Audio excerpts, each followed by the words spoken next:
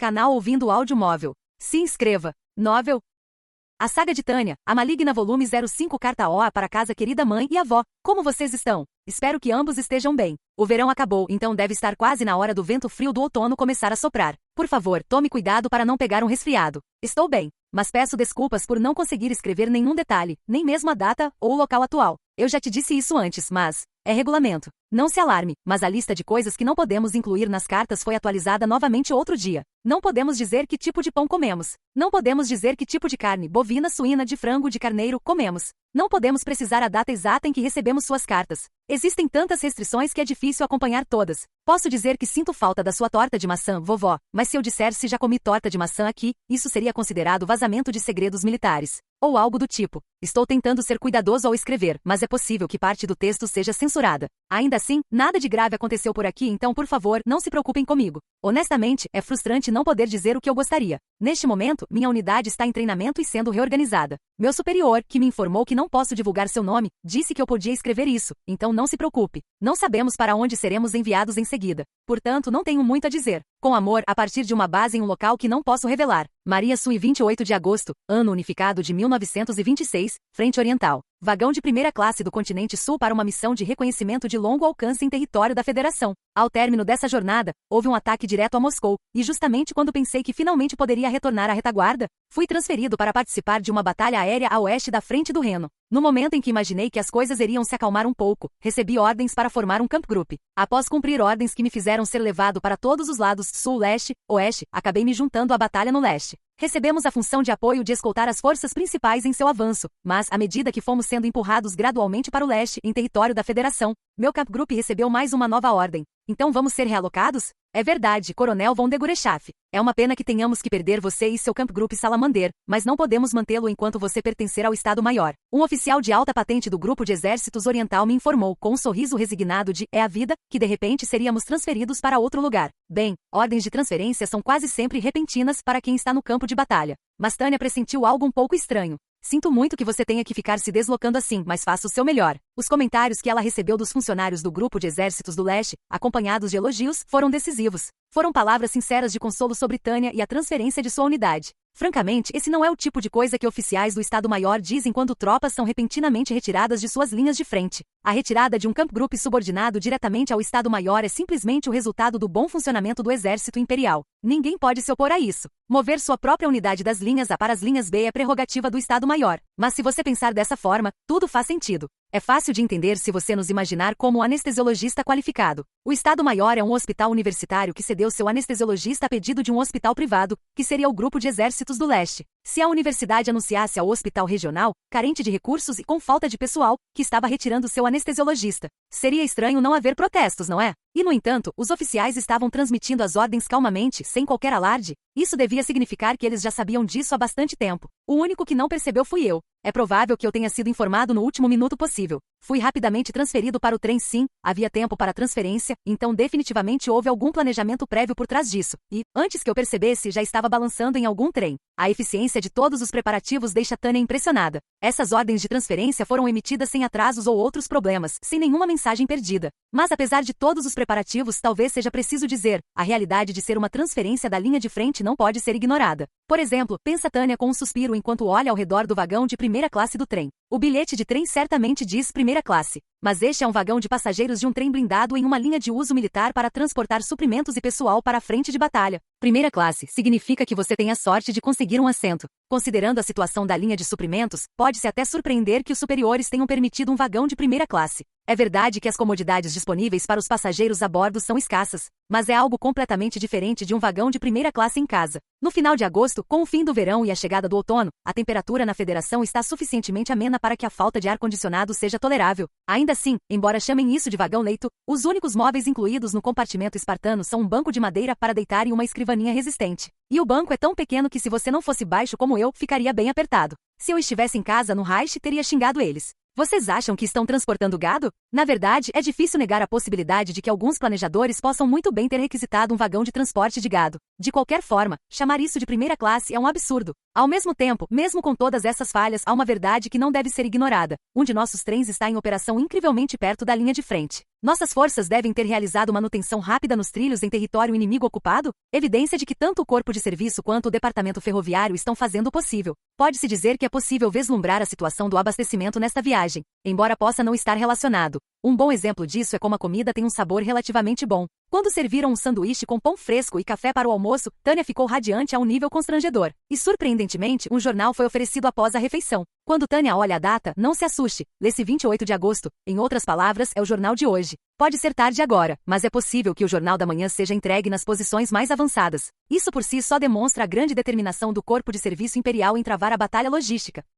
Por outro lado, Tânia não consegue conter as reclamações e resmunga para si mesma. Eu entendo que isso é cobertura de guerra, mas que lixo. Economizar papel e manter segredos militares são importantes, mas os jornais lá atrás estão um pouco distantes demais da realidade. O que parecem ser as reações dos leitores à coluna com o título ridículo A Vida dos Bravos Soldados na Linha de Frente, em particular, fazem Tânia cair na gargalhada. Como sempre, está tudo muito censurado e cheio de propaganda. Não consigo deixar de pensar que seria melhor contar para quem está em casa como é a realidade na linha de frente. Essa baboseira que eles chamam de sentimento patriótico em forma de cartas de estudantes. O fato de haver tantas cartas. Bem, provavelmente não é uma má maneira de aumentar o espírito de luta. Mas aparentemente os estudantes de hoje em dia conhecem todas as abreviações e gírias que as tropas usam na linha de frente. O conhecimento deles é tão abrangente que me dá vontade de rir enquanto leio. Você vai postar reações a essa notícia falsa? Ok, então. Quanto mais leio, mais suspeito me parece. É como se nem se dessem ao trabalho de esconder que apenas uma pessoa escreveu tudo. É óbvio quando um grupo de rapazes e raparigas usa exatamente a mesma fraseologia. A parte mais reveladora, porém, é que as introduções foram escritas há muito tempo seguindo um modelo.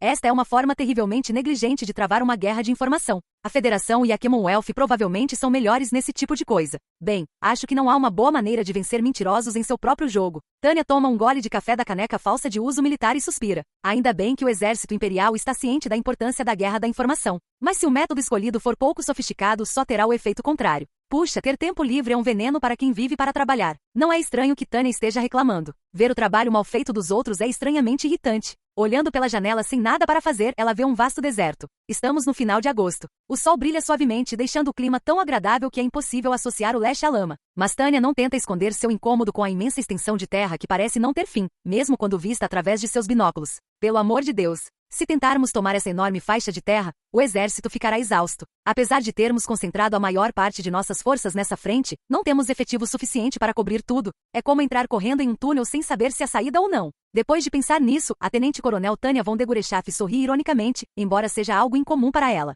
Imagino que a vista da janela do trem convide as pessoas a pensar de uma maneira incomum e divagante. Ainda assim, Tânia acaba refletindo sobre um determinado ponto. Há algum tempo que um pensamento vem fervilhando dentro dela. Nos livros de história da terra que conheço, o exército alemão estava fadado a se desfazer na frente oriental. O motivo era simples: sofreram muitas baixas em cada posição ao longo de suas linhas sobrecarregadas. Aquela guerra de desgaste foi fatal. Neste mundo, os recursos humanos do Império ainda não se esgotaram. Mas a expressão ainda não se esgotaram aplica-se apenas ao presente. Não é uma garantia para o futuro. Ainda assim, isso pressupõe que os eventos aqui correspondam ao que aconteceu durante a Segunda Guerra Mundial. Na Primeira Guerra Mundial de que me lembro, a Alemanha venceu no leste, conseguindo avançar suas linhas. Sinceramente, o Império está vencendo no oeste neste momento. Isso não significa, porém, que tenhamos que perder no leste. Assim como antes, não é óbvio para que lado essa batalha vai pender. Objetivamente falando, ainda temos uma chance concreta de vitória. Claro, também podemos perder. Suponho que tenho de admitir que não sei. É verdade, podemos dizer, bem, é assim que a guerra é, e deixar por isso mesmo, mas eu realmente não gosto dessa perspectiva incerta.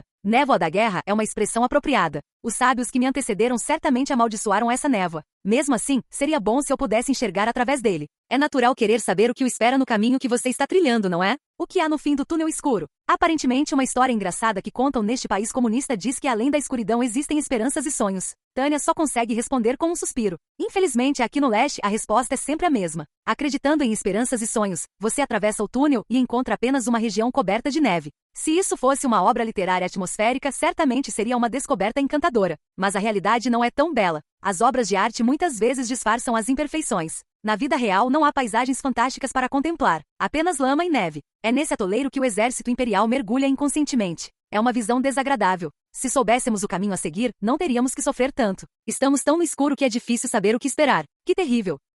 Acho que estamos quase chegando ao fim. Surpreendente que tenham construído uma parada no meio da enorme frente leste. O departamento ferroviário está fazendo um trabalho bastante minucioso. Maravilhada com o som que anunciava a desaceleração e o apito agudo, Tânia pega o jornal e recomeça a ler. Talvez por causa da guerra, a qualidade do papel pareça péssima, mas ainda assim não é tão ruim quanto o conteúdo. Deixando de lado a política e a sociedade, Tânia percebe que até a seção de cultura do jornal está focada em elevar o moral por meio de uma matéria sobre shows beneficentes. Reunir as pessoas para cantar canções patrióticas provavelmente não é uma má maneira de aumentar o senso de pertencimento ao grupo, mas eu gostaria de ver os shows presenciais continuarem também. É por isso que a mídia estrangeira cobre de forma mordaz os concertos no Império e os descreve como convenções patrióticas em vez de locais para apreciar música. Não estou em posição de comentar sobre política cultural, mas... Pouco antes de Tânia se perder novamente em seus pensamentos, ouve-se uma batida precisa na porta. O primeiro-tenente Cerebriacol solicita permissão para entrar, senhora. Tudo bem. Entre. Com licença, coronel. Recebemos notícias do país de origem através da estação. A tenente Cerebriacol entra na cabine com movimentos rápidos. Em sua mão, carrega um dos envelopes grossos que o Estado-Maior costuma usar para correspondências lacradas. Do país de origem? Sim, coronel. É do Estado-Maior. E alguém que acabou de embarcar no trem está aqui para vê-lo. Alguém aqui? Para me ver? Essa não é maneira de cumprimentar um antigo colega de classe, Coronel von de Gurechaff. Tânia está prestes a abrir o envelope quando a voz familiar surge de dentro. Ao perceber de quem é, Tânia salta de pé. Que bom ver um rosto conhecido. O homem está parado na entrada do compartimento com um sorriso para disfarçar o quão exausto está. Vim te incomodar. Você terá que me perdoar por entrar na cabine de dormir de uma dama. Que surpresa! Nunca imaginei que meu estimado colega, o tenente-coronel Uger, entraria assim sem avisar. Você não sabe que existe uma etiqueta para se comportar no quarto de uma mulher? Se sua esposa soubesse que você tem tão poucos modos, certamente ficaria decepcionada. Ai meu Deus, pensar que eu poderia chatear até mesmo minha amada esposa e filho. Que coisa mais incômoda são os deveres militares. Mas ordens devem ser cumpridas, terei que amaldiçoar meu azar. Trocamos algumas brincadeiras amigáveis enquanto nos cumprimentamos. Mas ele deveria ter dado uma risada estrondosa. Infelizmente, o coronel Uger parece não ter um senso de humor apurado. Talvez não tenha passado tempo suficiente na linha de frente. O coronel Uger não é do tipo que gosta de conversar ou fazer piadas naturalmente. E parece que ele perdeu a oportunidade de desenvolver um senso de humor mais apurado no campo de batalha. Hahaha. Espero que isso seja compensação suficiente para você fingir que nada aconteceu. Então Tânia percebe algo estranho e paralisa. Será que alguém que nunca foi do tipo que faz piadas desenvolveu um senso de humor? Mesmo que seja um senso de humor ruim, isso não é um bom sinal. Tanto o coronel Uger quanto eu somos tipos sérios. Mesmo que eu não o conheça bem o suficiente para fazer afirmações sobre seu caráter, tenho certeza de que ele não é do tipo que faz piadas. Os oficiais selecionados para a escola de guerra são ou excêntricos ou sinceros, como eu. Tanto eu quanto Uger somos pessoas sérias e trabalhadoras. Eu me desviei do meu ambiente, ou melhor, adquiri um senso de sarcasmo por causa dele. Um fator importante foram as duras experiências que vivi na linha de frente. Não se pode lutar na guerra com seriedade, então tive que cultivar um senso de humor lá. Mas o coronel Uger não deveria ter tido a mesma necessidade. Isso é, extremamente atípico para ele. Por que ele está tentando fazer piada? Seus olhos parecem estar sorrindo, mas não estão. O que é isto? Recebi café arábica de um oficial destacado no sul e imaginei que seria difícil conseguir na linha de frente. Então enfiei 2 quilos na minha mochila. Aliás, torrei 100 gramas e o resto guardei bem em garrafas. Ora. Agradeço-lhe. O coronel Uger ri como se não fosse nada e entrega a mochila ao tenente Cerebriacol, depois senta-se em frente a Tânia. Então ele está sendo até mesmo atencioso com as condições que os soldados enfrentam na linha de frente. Isso é ideal para um oficial do Estado-Maior servindo na retaguarda, mas, para ser honesto, Uger não é do tipo que se sente confortável misturando assuntos profissionais e pessoais dessa forma. Em outras palavras, ele está aqui para falar sobre algo tão ruim que sua consciência abriu uma exceção? Não posso demonstrar, mas meu estado mental pode ser comparado ao de um técnico em desativação de bombas quando enviado ao local de um enorme explosivo prestes a detonar a qualquer segundo. Pensei em visitar meu colega de classe pela primeira vez em muito tempo, sob o pretexto de observar a linha de frente. Quando você está trabalhando em um escritório no Estado-Maior, começa a ansiar por oportunidades para respirar um pouco de ar. Bem, comandar um camp group é um trabalho bastante divertido que oferece muita liberdade de escolha. Estou com inveja. Parece que serei o único a reclamar dos meus problemas pessoais. O tenente-coronel Uger, um dos poucos colegas sérios que eu tinha em meio aos monstros do Estado-Maior. E ainda assim ele quer que isso pareça uma conversa particular? Isso significa que ele tem algo a discutir que não pode deixar ninguém ouvir. Uma mensagem não oficial. Isso é um sinal de alerta, sem dúvida. Puta merda. Ele vai levantar uma questão importantíssima. Que se danem os chefões que ficam tentando empurrar trabalho extra para quem está na linha de frente. E não há nada que eu possa fazer quanto a isso. Posso sair por aí e fazer o que bem entender. Vou ter que te ouvir então. Ah, tenente Cerebriacol, vá moer uns grãos e faça um café para nós. Faça um trabalho bem feito e sem pressa. Entendido. Acho que vai demorar um pouco, sim, provavelmente meia hora ou mais, mas vou preparar 2 xícaras de café. Acho que não dei muita importância a esse último detalhe. É excelente que minha ajudante tenha percebido essa sutileza. Ela faz uma bela saudação e se retira educadamente. Eu a acompanho até a saída e tranco a porta do compartimento. Certo, então, diz Tânia, voltando-se para o coronel Uger. Sobre o que vamos conversar, afinal? Ah, nada de bom. Nunca pensei que teria que dizer algo assim para as nossas próprias tropas. Isso me dá nojo. Se você fosse mais velho, eu teria trazido uma bebida forte para nós. Esse militar certinho quer beber em serviço? Embora a surpresa que ela não consegue expressar em palavras ainda ecoe em sua mente, Tânia finge calma e limita sua reação a apenas inclinar a cabeça. O coronel-general von Zetor está preocupado com o facto de esta ofensiva estar a expandir-se demasiado. Opõe-se especialmente a qualquer expansão da frente de combate. Faz sentido, não é? Tânia acena com a cabeça sem pensar. A ideia do tenente-general von Zetor é, na verdade, um plano extremamente seguro. Se vamos nos concentrar não na expansão, mas na reorganização de nossas forças, podemos nos concentrar no trabalho sem tropeçar na lama e na neve. Para operar no pântano do leste, sem falar do frio terrível, sem ficar atolado, o preparo é essencial. Não posso dizer que seu comentário seja algo além de lógico. O problema é a visão do general von Rudersdorf. Você quer dizer a opinião da divisão de operações? Quando ele responde que sim, Tânia se enrijece. Não há problema em os responsáveis pelo planejamento das operações terem suas próprias ideias. Mas alguém que prefere um estilo de operação flexível, como o general von Rudersdorf, pode se tornar a semente da discórdia, opondo-se a um plano seguro. E qual é a opinião do general? O pessoal da área de operações está priorizando o tempo. Coronel Uger, quer dizer que eles não querem dar ao nosso inimigo mais espaço para respirar?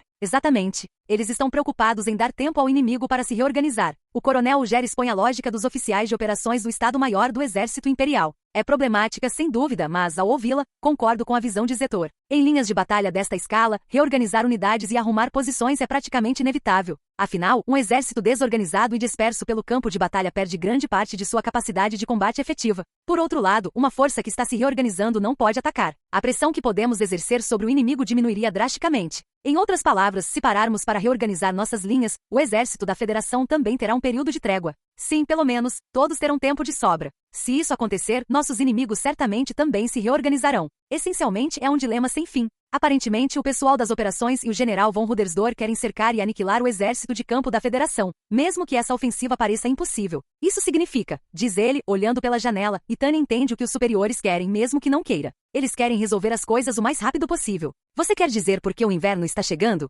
Ainda é agosto, mas já é o final de agosto. Mesmo que estejamos preparados para setembro, é altamente improvável que ainda tenhamos condições climáticas adequadas para operações militares no final de outubro. Nosso tempo é limitado, mas não é totalmente sem esperança. Os superiores querem pressionar por um cerco massivo, utilizando a mobilidade do nosso exército.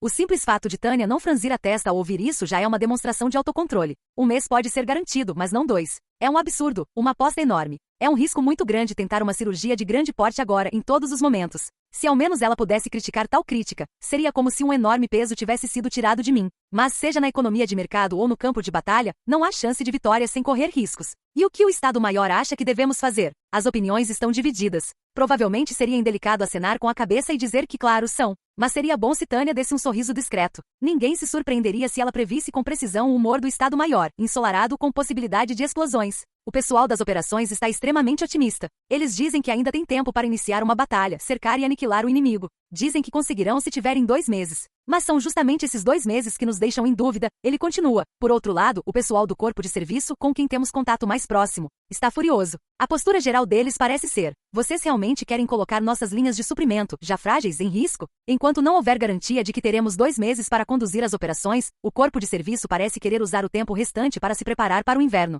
antes que a neve dificulte as coisas. O senhor faz tudo parecer tão arbitrário, Coronel Uger. Uger responde com talvez porque esteja ciente disso. Tânia insiste na discussão. Outro ponto a considerar é que se dermos tempo ao inimigo para se reorganizar, podemos acabar tendo que apoiar a frente em uma luta prolongada com linhas de suprimento enfraquecidas. O plano do corpo de serviço também envolve riscos. Teoricamente, sim. Mas por mais complexo que seja, a lógica de ambos os lados do debate é sólida. Ele tem razão quanto a isso. Essa é a raiz do problema, pensa Tânia. Para ser sincera, existem muitas situações em que as pessoas são obrigadas a escolher a pior entre 2 opções ruins. Talvez se tivéssemos todas as informações, seria diferente, mas não podemos saber tudo. Temos que usar o que temos para chegar à melhor opção. Considerando a lentidão do nosso inimigo, a probabilidade de sucesso do plano agressivo pode ser maior. Se analisarmos cada pensamento individualmente, as queixas do Coronel Uger são lógicas. Se o inimigo não conseguir usar o seu tempo de forma eficaz, e se o nosso lado conseguir usar o nosso tempo de forma eficaz, então haverá um benefício para nós em nos reorganizarmos e construirmos uma base mais sólida.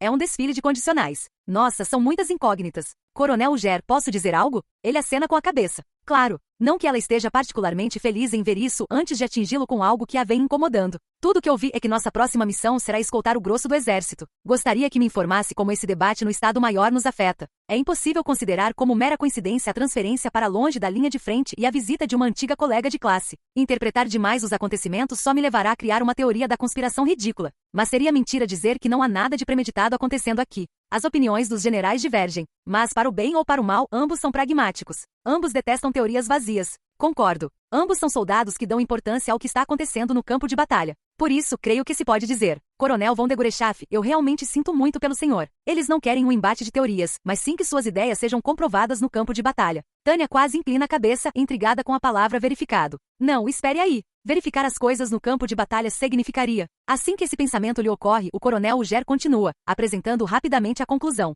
Para dizer de forma extrema, eles tomarão sua decisão após reconhecerem o exército inimigo. E deveríamos apresentar um protesto formal sobre a demora excessiva que eles terão em relação a isso. Onde vamos arranjar tempo para isso? Infelizmente para vocês, quer ataquemos ou defendamos, será necessário tempo para preparar as tropas, o que significa que há tempo para um levantamento topográfico. Arg. O mau pressentimento dela começa a soar o alarme, mas é tarde demais. A conclusão deles é simples. Enquanto os suprimentos estão sendo estocados, seu Camp Group irá verificar o inimigo. Reconhecimento em força? Não exatamente. É uma missão defender uma área estratégica. Tânia sabe que é falta de educação encarar as pessoas. Ainda, o coronel Ger acabou de lhe dizer que o comando quer colocá-la em uma área perigosa, dando-lhe muitos motivos para fitá-lo fixamente nos olhos. Há uma área onde deliberadamente demos tempo ao inimigo para se reagrupar. Queremos que vocês os enfrentem e avaliem o poder das forças deles. Em resumo, é uma sondagem. Queremos que vocês realizem um experimento em um terreno estrategicamente insignificante que deixamos para eles de propósito. Os chefões querem que sejamos canários em minas de carvão que lhes permitam avaliar o perigo observando quando cantamos e quando não conseguimos mais. Estamos ainda mais abaixo do que porquinhos da Índia. Essa é uma pergunta terrivelmente grosseira, mas você está dizendo que minha unidade recebeu ordens para ir morrer a fim de determinar qual dos dois generais está certo? Essa é uma forma dura de dizer, mas sim. Os problemas do Estado-Maior são problemas do Estado-Maior. Em outras palavras, nós, oficiais do Estado-Maior, temos que resolvê-los entre nós. Pelo que Tânia sabe, suponho que se deva dizer. Os oficiais do Estado-Maior, incluindo o coronel Ger, têm um senso de dever para com seu cargo que é, para o bem ou para o mal, excessivamente forte. Noblesse oblige, é uma forma elegante de dizer isso. As obrigações da elite são mais arrogantes, mas também honestas. Mas um sujeito como o coronel Ger não é do tipo que compartilha esse tipo de pensamento em voz alta. É assim que uma pessoa de elite deve ser. Um representante como Ger demonstra sua nobreza por meio de ações, não de palavras. No entanto, ele está falando sobre isso. Em termos de oficiais do Estado-Maior, só posso presumir que há uma enorme armadilha no horizonte. Com licença, coronel Ger, mas pelo jeito que o senhor está falando, parece que talvez algo tenha acontecido? Sim. É informação confidencial, mas eu sou quem está te envolvendo nisso, então eu diria que é minha responsabilidade moral te informar. Ele olha para o teto do vagão do trem e nem tenta disfarçar o suspiro. Deve estar bastante exausto. Observando com atenção, percebo que o cansaço ainda não desapareceu completamente de seus olhos. O que mais chama a atenção é seu tom de voz completamente esgotado. Até um minuto atrás, aquela voz ainda demonstrava alguma vivacidade, mas de repente tornou-se cansada. O Alto Comando Supremo está em polvorosa há algum tempo. O governo, o Estado-Maior e o Tribunal têm sido um verdadeiro caos ultimamente. Ele certamente não parece estar gostando muito das coisas por lá. Pelo contrário, parece que ele simplesmente parou de se importar.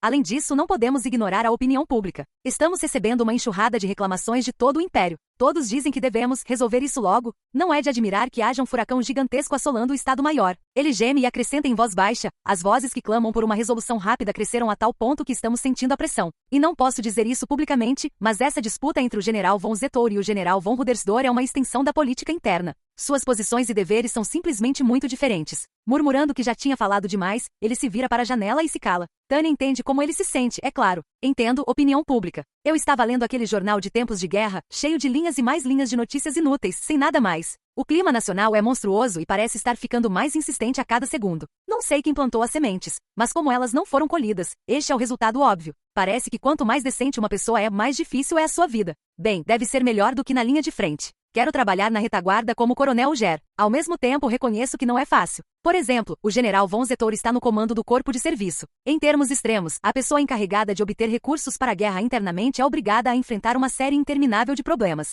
Do ponto de vista da demanda privada, o Império está despejando seus recursos limitados no poço sem fundo conhecido como Frente Oriental, e há uma taxa assustadora, provavelmente difícil de compreender para quem está fora do meio militar. Com a situação atual, o descontentamento de todos os setores civis que estão sendo prejudicados deve ser imenso. Não, é impossível sequer imaginar. Basta ler um desses artigos ridículos de jornal para perceber isso claramente. É muito perigoso ter alguém que escreva notícias tão desincronizado com a situação real no campo de batalha. Ser intencionalmente vago para proteger segredos militares é sensato. Mas se as pessoas que divulgam informações simplesmente não sabem de nada, temos um trabalho sério a fazer no que diz respeito às melhores práticas de comunicação e transmissão de informações. Somos como uma empresa com baixo desempenho. Estamos a um passo daquele ciclo vicioso clássico de selvageria e erros impulsivos. Coronel Uger, recebi as ordens e minha unidade as cumprirá. Iremos para nossa nova posição e realizaremos missões de combate. Muito bem. Bem dizer, desculpe causar-lhe problemas, seria insensível até mesmo vindo de mim. Coronel, não posso garantir nenhum suprimento adicional, mas como seu ex-colega de classe posso dizer o seguinte. Farei tudo ao meu alcance para manter as linhas de suprimento para vocês. A pessoa que se curva confiando abertamente em Tânia é um oficial de nível médio do Estado-Maior responsável pelo gerenciamento de suprimentos. Normalmente, ele seria capaz de fazer qualquer coisa acontecer se fosse necessário para o esforço de guerra. Mas o máximo que ele pode prometer é manter as linhas telefônicas abertas. Será que as coisas chegaram mesmo a esse ponto? Eles realmente fizeram isso. Sinto muito. Dá vontade de gemer olhando para o teto. A situação é desesperadora. Um tenente-coronel do Estado-Maior, que trabalha diretamente com ferrovias e logística, não consegue garantir suprimentos extras para o Camp Group Salamander, uma única unidade que está sendo mobilizada sob ordens diretas do Estado-Maior. Ele só pode prometer a existência de alguns suprimentos? Isto não é uma brigada nem um exército, mas sim um Camp Group formado por uma mistura heterogênea de forças. O protesto que sobe a garganta de Tânia não é infundado, mas o sofrimento na careta do Coronel Uger. Nada mais poderia transmitir com mais precisão os verdadeiros sentimentos daqueles que estavam estacionados na retaguarda. Deve ser por isso que o general von Zetor se opõe veementemente à expansão da frente, custe o que custar. Mais importante ainda, ele não pode, de forma alguma, desviar mais recursos nacionais para uso militar. Tânia se solidariza tanto com a luta dele que chega a se sentir mal.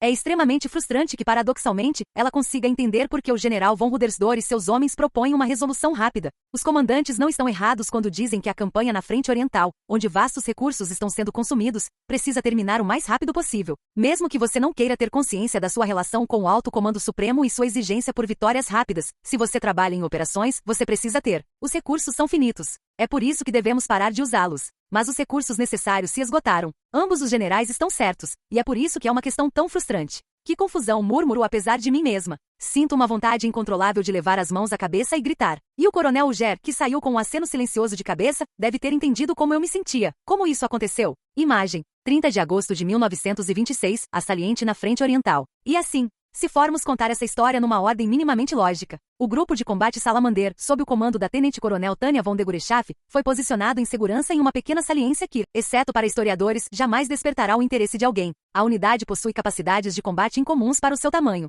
Mas talvez seja importante deixar claro, embora conte com veículos blindados, artilharia autopropulsada e uma excelente unidade de magos aéreos, ela ainda é, por natureza, um Camp Group, uma força formada às pressas. Quando se trata de assegurar uma saliência no terreno por tempo indeterminado, este Camp Group, com sua força de infantaria limitada, está fadado ao fracasso. É o mesmo dilema. Embora estejam defendendo uma base, Tânia é obrigada pela necessidade a optar por uma batalha móvel agressiva. Eles não têm homens suficientes para jogar apenas na defesa. Não que eles tenham mão extra para atacar e assegurar locais estratégicos. Se deixarmos algumas tropas a cada nova posição conquistada, acabaremos completamente dispersos. Dividir-nos está fora de questão quando a frente já é tão extensa. Não podemos permitir que nossas forças, já reduzidas, sejam dizimadas unidade por unidade. A experiência do exército imperial na frente oriental está perfeitamente representada em miniatura aqui. Nosso experimento bem que poderia se chamar Operação Canário. Claro que oficialmente é uma pesquisa sobre o uso de Kampfgruppen para táticas de defesa de base em combate, uma desculpa plausível. É tão improdutivo, mas aparentemente o Estado-Maior precisa realizar um experimento para manter uma frente de batalha enorme com um número limitado de tropas. E é por isso que ainda estamos aqui nos matando uns aos outros. Nos livros de história, a calmaria nas linhas principais será retratada como um período de estagnação, mas isso não tem nada a ver conosco. E certamente, se nem o Império nem a Federação estão realizando operações em grande escala, então, em linhas gerais, é correto dizer que está tudo tranquilo na frente oriental. Mas isso não está bem certo, acrescenta mentalmente com um suspiro. O fato de uma batalha não ser digna de ser abordada em um livro didático não significa que ela tenha sido totalmente tranquila e sem problemas. Ligue o esfregão e certifique-se de pegar o resto. Cuidado! Os comandantes, dando ordens aos berros, estavam todos com as armas em punho, em busca de algo vigilantes. Eles não estão aproveitando o outono, mas sim espetando fardos de feno recém-colhidos com suas baionetas e revistando casas em busca de soldados inimigos escondidos. Será que este momento entrará para os livros de história? Aqui está um. Não o deixe escapar. Peguem ele. Vamos fazê-lo revelar os nomes de todos com quem trabalhava. Após algumas discussões acaloradas e palavrões, ouvi vários tiros e depois silêncio. Parece que não conseguiram capturá-lo vivo. Eu disse para eles capturarem inimigos porque queremos coletar informações, mas acho que para as tropas do meu Cap Group, capturar um oponente vivo em uma batalha de vida ou morte é uma tarefa bastante difícil. Ou talvez a primeira questão da qual devemos reclamar seja o fato de que nossos inimigos não são pessoas que podemos fazer prisioneiros. A maioria dos inimigos que encontramos são milícias irregulares, com as quais estou tão familiarizado que já estou farto delas. Como não são oficialmente soldados, não têm o direito de serem feitos prisioneiros. De acordo com as leis que regem a guerra, esses bandos de ralé que não deixam clara sua aliança não têm o direito de beligerar. Naturalmente, questiono a eficácia com que as leis da guerra são aplicadas. Ainda assim, ter uma boa chance de ser morto e ser morto com certeza são duas coisas diferentes. Se o seu oponente sabe que a morte é certa, isso torna seus contra-ataques ainda mais desesperados. Há algo de errado com o status quo de matar ou morrer. Mas o fato de não podermos fazer nada a respeito só piora a situação. É triste, mas é apenas uma parte desta guerra de desgaste. Nesse ritmo, nossas tropas realmente vão se desfazer. Tânia resmunga enquanto olha ao redor, como uma comandante vigilante deveria fazer. E bem à sua frente, ela vê seus homens golpeando com paz o corpo de um soldado inimigo para se certificarem de que ele está morto. Até mesmo aqueles que hesitaram ao chegarem à frente oriental são agora implacáveis servos da eficiência e da certeza. Quando Tânia os obrigou a passar pela experiência da guerra irregular e brutal, eles se adaptaram no instante. Faz apenas 2 dias que fomos posicionados na saliência. As tropas estão agora mais à vontade com a transição das batalhas organizadas travadas entre forças militares regulares para a lama da guerra não convencional. Ou talvez devêssemos filosofar e dizer que foram forçadas a mudar. Porque temos que, é uma frase que provoca transformações abruptas nos seres humanos. Quer dizer, não passa um dia sem que sejamos atacados. As unidades de comando da Federação começaram a ficar muito ativas assim que assumimos nossas posições. As perspectivas para esta operação de limpeza são extremamente sombrias. O grupo de combate Salamandra foi originalmente formado para combater em batalhas móveis. Não somos nada adequados para esse tipo de missão de contra-insurgência. Falando em termos extremos, é como enviar a cavalaria para atacar uma fortaleza. Coronel, terminamos de eliminá-los. Havia algum mago inimigo? Não que tenhamos visto. Acho que era principalmente uma força guerrilheira composta por milicianos. Tânia acena com a cabeça para demonstrar que entendeu. Por dentro, ela sente que as coisas não estão indo bem. Se fosse um confronto entre forças regulares, eles estariam prontos a qualquer momento. Pelo menos, seu Camp Group Salamander pode derrotar uma unidade da Federação de tamanho equivalente sem problemas. Mas a frustração de Tânia reside em outro lugar. Na verdade, a única função da sua unidade deveria ser combater o crime. Eles não têm efetivo suficiente para garantir a segurança de uma área vasculhando-a em busca de combatentes da resistência e eliminando cada um deles. Não há infantaria suficiente. O fracasso é praticamente inevitável. Temos que evitar esse pântano a todo custo. Mas como? Até mesmo o Estado-Maior ainda está procurando a resposta. Isso é o que se chama de responder a própria pergunta. Tânia, não. Até os outros oficiais da equipe estão cientes do problema. Todos entendem qual é o problema, mas descobrir o que prescrever para resolvê-lo está se mostrando difícil. Dedicar tempo para organizar os pensamentos seria um luxo supérfluo. Em uma luta de guerrilha, você não pode simplesmente se dar ao luxo de perder tempo, porque qualquer visita inesperada será repentina. As transmissões que recebemos nunca levam em consideração nossa agenda. Salamandra 05 para 01. Um novo inimigo apareceu. O primeiro tenente Grants, que está sob minha guarda, entrega um relatório que contém a palavra inimigo. Essas 5 letrinhas obrigam meu cérebro a mudar de marcha. Para proteger a minha segurança pessoal, que preza pela paz, preciso estar totalmente preparado para enfrentar o inimigo que ameaça. Unidade hostil de magos não verificada se aproximando do Nordeste. São 4. E eu acho que estão pilotando Noé? Salamandra 01, entendido. 05, ótimo trabalho. Devem ser os melhores deles. Vou dar uma passada aí, então se vocês estiverem acumulando pontos, espero que me deixem a minha parte. Meu grupo de combate está espalhado, vasculhando o terreno em busca de quaisquer inimigos restantes. Eles deviam estar planejando isso. Esperaram até que minhas tropas concentrassem sua atenção na batalha terrestre para enviar magos aéreos em um ataque relâmpago. É uma abordagem didática, rigidamente fiel à teoria. É assim que sei que esse é o principal objetivo deles. Para o bem ou para o mal, é fácil de entender. Continuou Tânia, como se tivesse esquecido de mencionar algo. Eu queria te avisar, 05. Certifique-se de que seus relatórios estejam corretos. Eles estão voando Noé ou não? 05 para 01. Desculpem, mas parece menos que eles estejam voando e mais que estão tentando imitar patos no ar. De 01 a 05. Agora sim. Patos? Fico pensando no que ele quis dizer enquanto voo. Aumentando minha altitude, pego meus binóculos e começo a vasculhar a direção de onde o Tenente Grants disse que o inimigo está vindo. Sim, patos. Seria mais fácil para vocês mesmos os verem, mas o jeito que eles estão se movendo não é tanto um voo de contorno, e sim um voo nivelado. Podemos mirar neles da nossa posição agora mesmo. Como posso explicar isso? É como se eles estivessem tão ocupados voando que se esqueceram de ficar de olho em ameaças acima deles.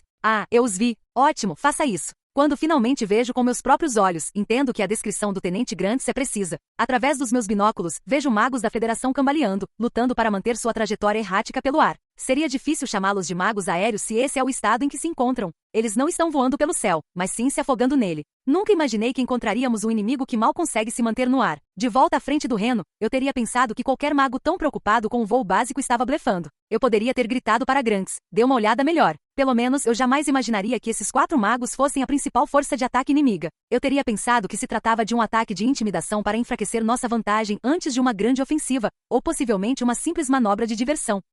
Tanto a frente do Reno quanto a frente oriental são marcadas por truques baratos atrás de truques baratos, então a névoa da guerra está mais densa do que nunca. Mas na frente oriental, as regras são um pouco diferentes. O inimigo está esperando que o exército imperial se esgote e entre em colapso. Vamos lá, pensa Tânia, olhando para a companhia aérea sobrevoando a. Ficar em alerta contra aproximações inimigas e manter uma força aérea equivalente à de uma companhia, servindo de cobertura 24 horas por dia, é exaustivo. E depois de todo esse esforço, nossos oponentes são 4 magos inimigos que mal conseguem voar. O time que está defendendo não pode saber quando ou de onde o inimigo vai aparecer, mas não há nada que possamos fazer a respeito. Vai ser difícil, sem dúvida, mas nossas respectivas taxas de rotatividade são muito diferentes. Temos feito um ótimo trabalho até agora, então tenho certeza de que conseguiremos manter o ritmo. Tânia abre um sorriso ao ouvir os comentários do Major Weiss. Então, como que para corroborar aquela declaração confiante? As tropas que haviam saído para atacar desferiram uma saraivada de fogo disciplinado equivalente ao de uma companhia inteira. O tenente Grants estava no comando. Agora vamos ver o quão habilidosos eles são. Tânia se pergunta o que aconteceria se eles errassem o alvo, mas não considera isso uma preocupação necessária.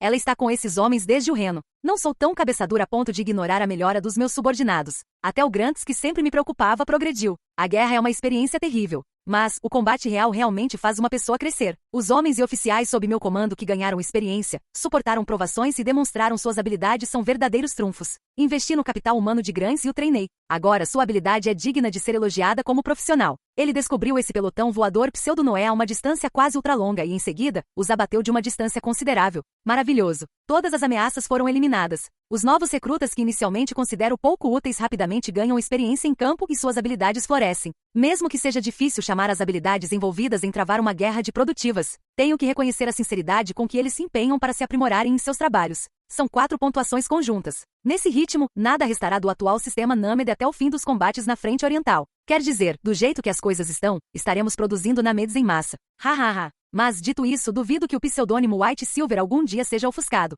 Fico pensando. Não posso dizer isso a Weiss, mas os comentários dele partem do pressuposto de que o Império vence a guerra. Da perspectiva dele, talvez isso seja correto. Mas Tânia se vê em uma situação desconfortável. Talvez outras pessoas consigam acreditar na vitória do Império, mantendo a fé como uma donzela inocente apaixonada, mas ela é diferente. Tânia contempla o céu azul e límpido e suspira. Há 100 ou 1000 anos, ou daqui a 100 ou 1000 anos, o céu provavelmente sempre foi e sempre será o mesmo. Uma constante universal da natureza. Permanecer como está. Tenho tanta inveja do céu. Embora seja incerto se o Império existirá por 1000 anos ou não, o céu seguirá seu curso natural. Será que o Império ainda existirá após o fim dos combates na frente oriental? É aí que reside a verdadeira preocupação de Tânia, e por isso, naturalmente, ela tende a olhar para o céu com inveja. Não quero ter pena de mim mesma, mas que situação miserável em que me encontro. Ainda assim, devo priorizar o trabalho que tenho pela frente em vez de me preocupar com meus problemas existenciais. Salamander 01 para todas as unidades. Parece que os combates diminuíram. Comecem a resgatar nossos feridos e a procurar inimigos para capturar. O trabalho do exército não termina apenas porque repeliu o ataque inimigo. É mais como uma festa, em que a limpeza posterior é a parte mais difícil. Se você não consegue se sentir grato por ter que se preocupar com a limpeza, não consegue continuar. Arrependimentos e reflexões são privilégios dos vivos. Se você morrer, não haverá nada. Segunda companhia, fiquem de prontidão para resposta rápida. Terceira e quarta companhias continuem patrulhando a linha de alerta. Estou colocando o 2 no comando da linha de alerta. 02 entendido. Deixa comigo. Ótimo. Bem, mesmo depois de delegar algumas das tarefas necessárias a Weiss, ainda há muitas aprovações e várias decisões a serem tomadas. Se um dos meus soldados morre, tenho que enviar uma carta de condolências à retaguarda. Naturalmente, está estipulado que devemos escrever para a família enlutada de forma atenciosa. Se for muito superficial, o Departamento de Recursos Humanos reclamará de uma forma que afetará nossas avaliações de desempenho. Então não podemos simplesmente fazer isso de qualquer jeito. Eles até recomendam que enviemos atestados médicos sobre ferimentos. Quando seu capital humano diminui e sua carga de trabalho aumenta, você começa a detestar verdadeiramente a morte de seus subordinados, seja em batalha, por doença ou mesmo por seus ferimentos. Em termos puramente de princípios de mercado, não devem existir muitas profissões mais pacíficas do que a de soldado. A droga Tânia pragueja mentalmente, mas o trabalho precisa ser feito. Portanto, para cumprir seus deveres, a Tenente-Coronel Tânia von de Gurechaff pega sua caneta e tinta e começa corajosamente a enfrentar a quantidade desesperada de trabalho que tem pela frente. Devo confiar na minha ética de trabalho e nos grãos de café que recebi. Dito isso, considerando que meu consumo está aumentando exponencialmente e nosso fornecimento de grãos de café é instável, minhas preocupações com a situação geral do abastecimento são de dar dor de cabeça. Ter nossos suprimentos cortados seria horrível. Não, pensa Tânia parando a caneta. Ela confirma novamente a conexão delas na parte traseira. O coronel Uger prometeu que mesmo que não possamos esperar suprimentos extras, ele manterá as linhas de abastecimento existentes. É provavelmente seguro esperar uma entrega periódica de grãos de café. A cafeína. Ninguém jamais reivindicou a vitória depois que seu suprimento foi cortado. Então, suponho que isso significa que se o Império consegue fornecer esses artigos de luxo para a linha de frente, ainda tem fôlego para lutar? Se analisarmos a história do café, fica claro que ele é um produto de luxo, cultivado por mãos humanas como uma cultura comercial, de acordo com os gostos da humanidade, é levado a lugares distantes de sua origem. Na base desse sistema está uma extraordinária rede logística que permite uma distribuição estável. Imagino que isso seja significativo. O fato de Uger afirmar que consegue manter a distribuição comprova a eficácia do sistema. Se a organização ainda se mantém unida, então o Império tem uma chance de vitória. Enquanto ela se dedicava ao trabalho pensando nessas coisas, o sol se pôs. Puxa, gerenciar é um saco. Pode ser trabalho discricionário, mas eu realmente não. Tânia pretendia terminar sua frase com ter muita discrição, mas seu resmungo é interrompido pelo som terrivelmente familiar de tiros, seguido por múltiplas explosões. Sinceramente, isso me dá vontade de reclamar. O exército da Federação demonstra uma violência genuína contra o véu silencioso da noite. Chegamos ao primeiro relatório. Vários tiros e explosões ecoam de um assentamento próximo. A patrulha descobriu os atacantes regulares da Federação e entrou em combate. Todas as unidades estão repelindo o ataque. Ao receber o relatório do tenente Cerebriacol, que está de serviço, Tânia se levanta visivelmente irritada. Esses caras não sabem aproveitar uma noite de outono como se deve. Nossa, esses caras trabalham demais. Será que eles não têm noção das leis trabalhistas? Não parece, coronel. Talvez acabemos nos acostumando com tudo isso. Sem dúvida. Devemos lamentar o nosso infortúnio por termos nos acostumado a essa situação desagradável. Quando algo se torna familiar, não é tão difícil de lidar. Mas isso vem com a ressalva de que é difícil ficar genuinamente feliz por se acostumar com aquilo. Espiando no posto de comando, vejo que os inimigos estão se movendo da mesma maneira de sempre. Não é muito difícil juntar os disparos e os relatórios de cada unidade para ter uma noção da situação. Para o bem ou para o mal, habituar-se aos padrões simples do inimigo pode levar à negligência, mas, desde que você não esteja cometendo erros na forma como lida com eles, não é tão ruim assim. Do campo de batalha, coronel. Ao receber o telegrama, ouvi as informações e constatei que era exatamente o que eu esperava. Quartel-General, aqui é a 3ª Companhia de Infantaria. Repelimos um ataque de pequena escala. Foi uma incursão noturna realizada por um pequeno grupo de comandos armados. Estamos agora limpando o campo de batalha. Afinal, pode-se dizer, os ataques que estamos sofrendo são ataques clássicos de assédio, o tipo insensível que visa perturbar nosso sono. Mas se analisarmos cada ataque individualmente, eles são relativamente fáceis de lidar. Defender, repelir e recuperar. É só isso. Qual o prejuízo? Como a patrulha os avistou cedo, não houve grandes perdas além de um prédio incendiado. Que bom! Quanto menos cartas de condolências eu tiver que escrever, melhor. Ótimo trabalho. Quem estava de patrulha? Eram o Cabo Curtis e seus homens. Entendido. Dê a eles um presente meu mais tarde. E me envie os detalhes do incidente quando estiverem disponíveis. Mantenha sua unidade em alerta. Minimizar os danos é bom, mas por outro lado, é a prova de que os problemas ainda nos perseguem constantemente por aqui. Podemos ter repelido o ataque com danos insignificantes, mas quanto mais isso acontece, maior a probabilidade de cometermos um erro. E os erros eventualmente levam a catástrofes. A resposta do comandante para Tânia é um confiável. Teremos cuidado. Tânia sorri ironicamente já que ele poderia ter deixado isso subentendido, e o incentiva a continuar com seu relatório. Os comandantes em cada nível estão compilando os detalhes agora, mas as baixas parecem ser extremamente baixas. Desta vez, descobrimos o inimigo cedo e reagimos rapidamente. Não acho que vocês terão que esperar muito pelo relatório detalhado. A única coisa é que tivemos que acordar tropas que estavam cochilando. Por favor, levem em consideração que estamos com muito pouco sono. Não há muito que possamos fazer a respeito, resmungou Tânia, compartilhando da mesma compreensão, nos encurralando para que não possamos relaxar enquanto fazem o possível para perturbar nosso sono. As unidades guerrilheiras inimigas estão realmente se aproveitando da situação. Considerando a eficiência e a falta de hesitação do inimigo, eles devem ter autorizado uma campanha de terra arrasada, destruindo basicamente toda a infraestrutura ao seu alcance. Tenho que admitir que, independentemente de quão bem o comunismo seja capaz de construir coisas, ele certamente sabe destruí-las. Com certeza. Mas pelo menos vamos resistir sendo eficientes em consertar as coisas. Vamos mostrar para esses demolidores. O comandante e eu trocamos algumas brincadeiras que dificilmente podem ser consideradas conversa fiada ou piadas, aliás. Pode parecer estúpido, mas é evidente que se ainda podemos nos dar ao luxo de brincar assim, é porque está tudo bem.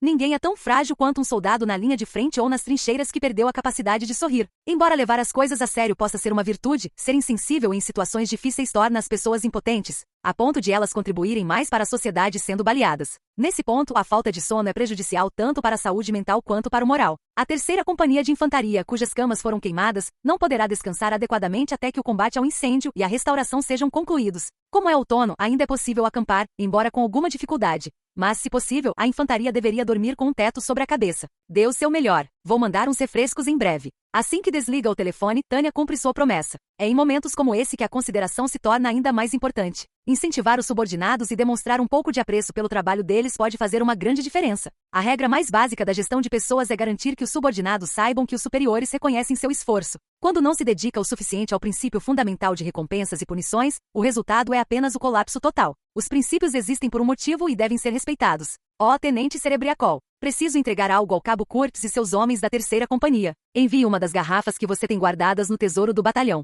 Sim, senhora. Após deixar suas expectativas claras, Tânia começa a reorganizar seus pensamentos. Ela muda o foco de gerente de pessoal para seu papel de comandante. A situação está clara. O prédio onde a terceira companhia estava aquartelada foi incendiado durante a noite por um ataque de guerrilha. Algo assim acontece todas as noites, então as tropas estão acostumadas. Mas, a questão é se haverá outro ataque esta noite ou não. Se os ataques continuarem, Tânia precisa avisar as unidades em patrulha para aumentarem o nível de alerta. Mas se o inimigo não aparecer, isso significaria sacrificar o precioso tempo de sono deles sem motivo algum. Devo manter o nível de alerta como está e deixar meus homens descansarem? Ou devo aumentá-lo e me preparar para um ataque? As opções são diretamente conflitantes. De qualquer forma, é uma decisão difícil. Certo. O que devo fazer? Sua incerteza provavelmente decorre do fato de que ela também não tem dormido o suficiente. Na tentativa de abrir os olhos, Tânia pega o café que havia aparecido do nada e, ao sentir o aroma, sorri ironicamente. Provavelmente porque são os grãos que recebeu do Coronel Ger outro dia. Seu nariz está tão acostumado com o café falsificado distribuído na linha de frente que ela aprendeu a não inalar o cheiro. Mas, pela primeira vez em muito tempo, ela cheira sua bebida em busca do aroma agradável.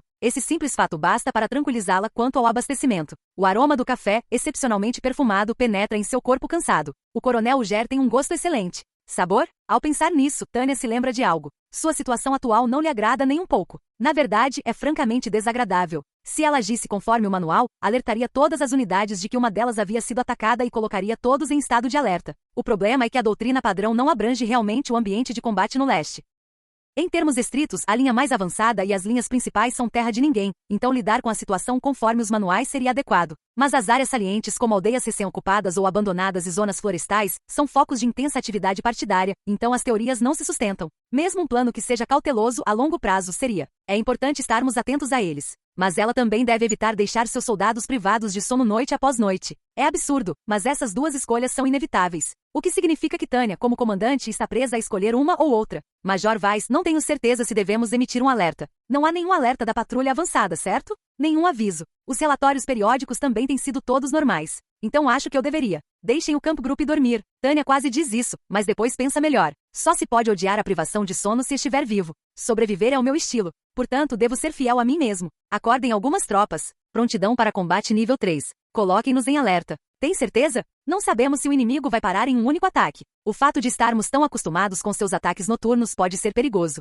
Prefiro arriscar o ressentimento das tropas quando voltarem para casa do que me arrepender de tê-las exposto ao inimigo em um momento de descuido. Para ser sincera, dói-me fazer com que outras pessoas aceitem as minhas preferências. Mas ordenar que alguém faça o que eu mando para mantê-lo vivo deve estar, dentro dos limites do permitido, como soldado. É como uma extensão de suas tarefas ou deveres. Tenho certeza de que até o Departamento de Normas Trabalhistas me perdoaria. Se é isso que você prefere, quem sou eu para discordar? O Coronel Ger me ensinou o valor do bom gosto.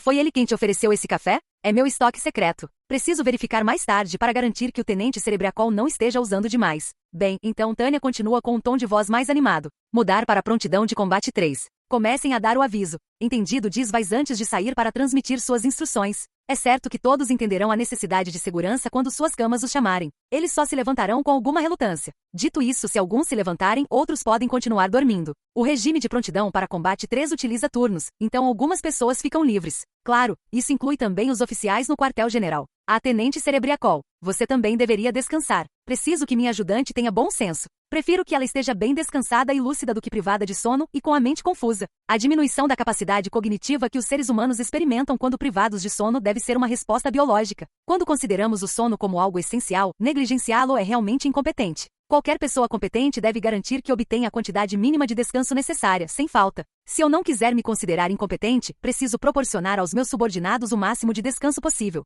Mas eu não quero deixar você e o Major Weiss. Não é uma sugestão. Descanse um pouco. Isso faz parte do seu dever como soldado. Você ouviu a ordem, certo, tenente? Ter um descanso e sono adequados pode ser considerado parte das funções de um assistente. É impossível manter um desempenho de 100% apenas com força de vontade e coragem. Sim, senhora, entendido. A reverência que ela faz ao se retirar é extremamente conscienciosa. Talvez seja presunçoso dizer que eu transformei Cerebriacol no que ela é hoje, mas me deixa muito feliz ver a grande oficial que ela se tornou durante o pouco tempo que passamos juntos. Tenho muito orgulho de ter contribuído tanto para o crescimento do capital humano em nossa equipe. No entanto, de suma importância é um plano para utilizar esse capital humano adequadamente. Nesse ponto, Tânia acredita que acordar os soldados para colocá-los em prontidão, mesmo que apenas no nível 3, pode ser um pouco cauteloso demais. É importante ter cautela adequada em relação aos riscos. Temê-los em excesso traz seus próprios problemas. No fim das contas, o importante é ter bom senso e equilíbrio. Mais fácil falar do que fazer. Por que tem havido tantas dessas escolhas do tipo ou isso ou aquilo ultimamente? Tânia sorri ironicamente ao pensar nisso.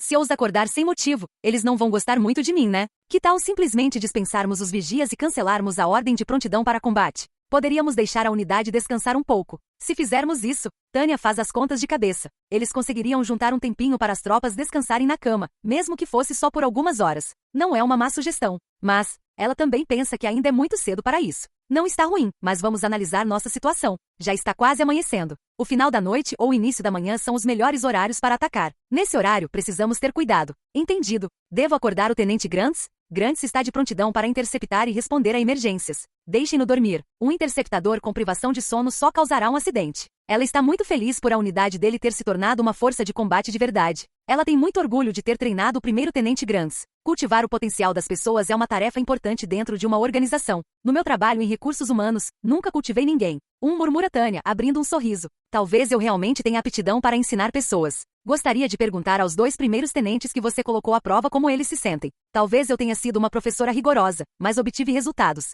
Não que eu seja arrogante o suficiente para dizer que eles poderiam me agradecer, e eu não ficaria surpresa. Deixando de lado como ele possa ter interpretado o olhar silencioso dela, ele provavelmente está com sede, já que está confinado no posto de comando. Antes que ela perceba, ele está erguendo a xícara e perguntando: posso tomar outra xícara de café? Ela olha para ele e vê seus olhos famintos por café arábica. Eu devia ter te mandado dormir. Se você quiser. Acho que não tenho escolha. Você está sendo responsável e cumprindo ordens. Com um leve sorriso irônico, ela lhe serve uma xícara como um pedido de desculpas por tê-lo feito compactuar com seu egoísmo. Amigo da noite e companheiro inseparável das horas extras, o café é uma ótima companhia. Ela se arrepende um pouco de ter compartilhado seu estoque particular. É irritante também que a situação do abastecimento esteja tão precária a ponto de justificar um arrependimento por algo tão insignificante. Logo após servir Weiss, Tânia olha desplicentemente para os ponteiros do relógio e resmunga. Parece que não vai haver um ataque ao amanhecer. Acho que minha intuição está embotada. Se fosse para haver um ataque, estaria acontecendo agora mesmo. Preparar-se para um ataque significava posicionar-se antes do amanhecer, mas o inimigo não chegará a tempo. Se não houver sinal deles agora, toda essa preparação terá sido em vão. Amanhã chegará, e tudo o que terei conseguido é deixar meu vice-comandante beber meu estoque de café bom. Acho que devo apenas ficar feliz por o inimigo não ter aparecido.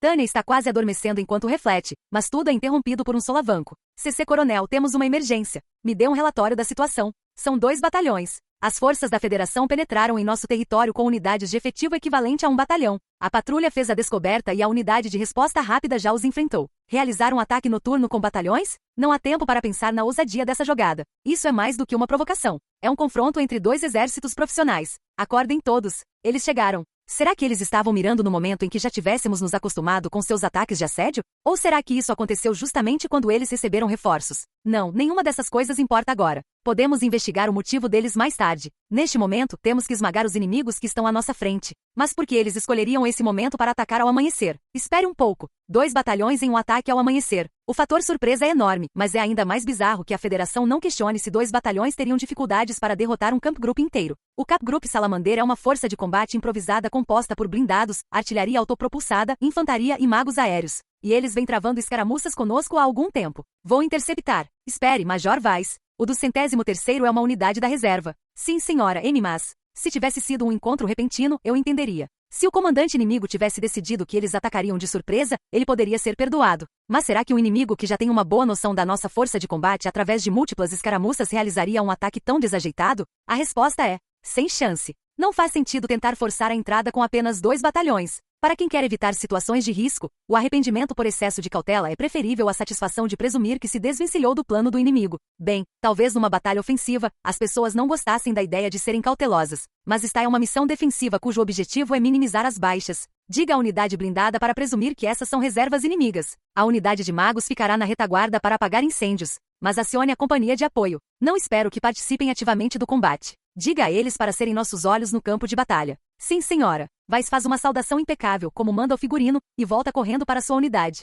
Observando partir, Tânia sorri ironicamente. Tenho certeza de que ele vai trabalhar duro o suficiente para merecer o café que tomou. Digo, o café que ele bebeu por uma questão de economia. Ter consciência dos custos é a prova de que recuperei um senso saudável de princípios de mercado. Mesmo na linha de frente, onde se corre o risco de perder a humanidade, parece que estou mantendo minha saúde mental e física. Para mim, como indivíduo moderno e livre, não há nada mais prazeroso. Puxa, a liberdade de desfrutar da paz seria ótima. Mas não, o campo de batalha não permite nem mesmo uma alegria tão simples. Comando C. É o inimigo. O inimigo é. Ataque inimigo. Interceptem-nos. Eu sabia. Eu já esperava por isso. Mas sério? Eles estão atacando o quartel-general? Se estivéssemos em trincheiras, isso jamais teria acontecido. Os guerrilheiros devem ter nos avistado durante o dia. São necessários mais do que alguns dias para mapear a geografia de uma aldeia que estamos guarnecendo. Mesmo com uma patrulha em campo, uma derrota inesperada ainda é possível. Mas a realidade é mais dura do que eu imaginava. A área que temos que defender é maior do que pensávamos. E não temos efetivo suficiente para cobrir todo o terreno adequadamente. A insuficiência de pessoal levou a falhas na linha de alerta, e naturalmente, permitimos que esse ataque totalmente imprevisto acontecesse. Eles estão vindo direto para o quartel-general. Droga, eles são bons demais.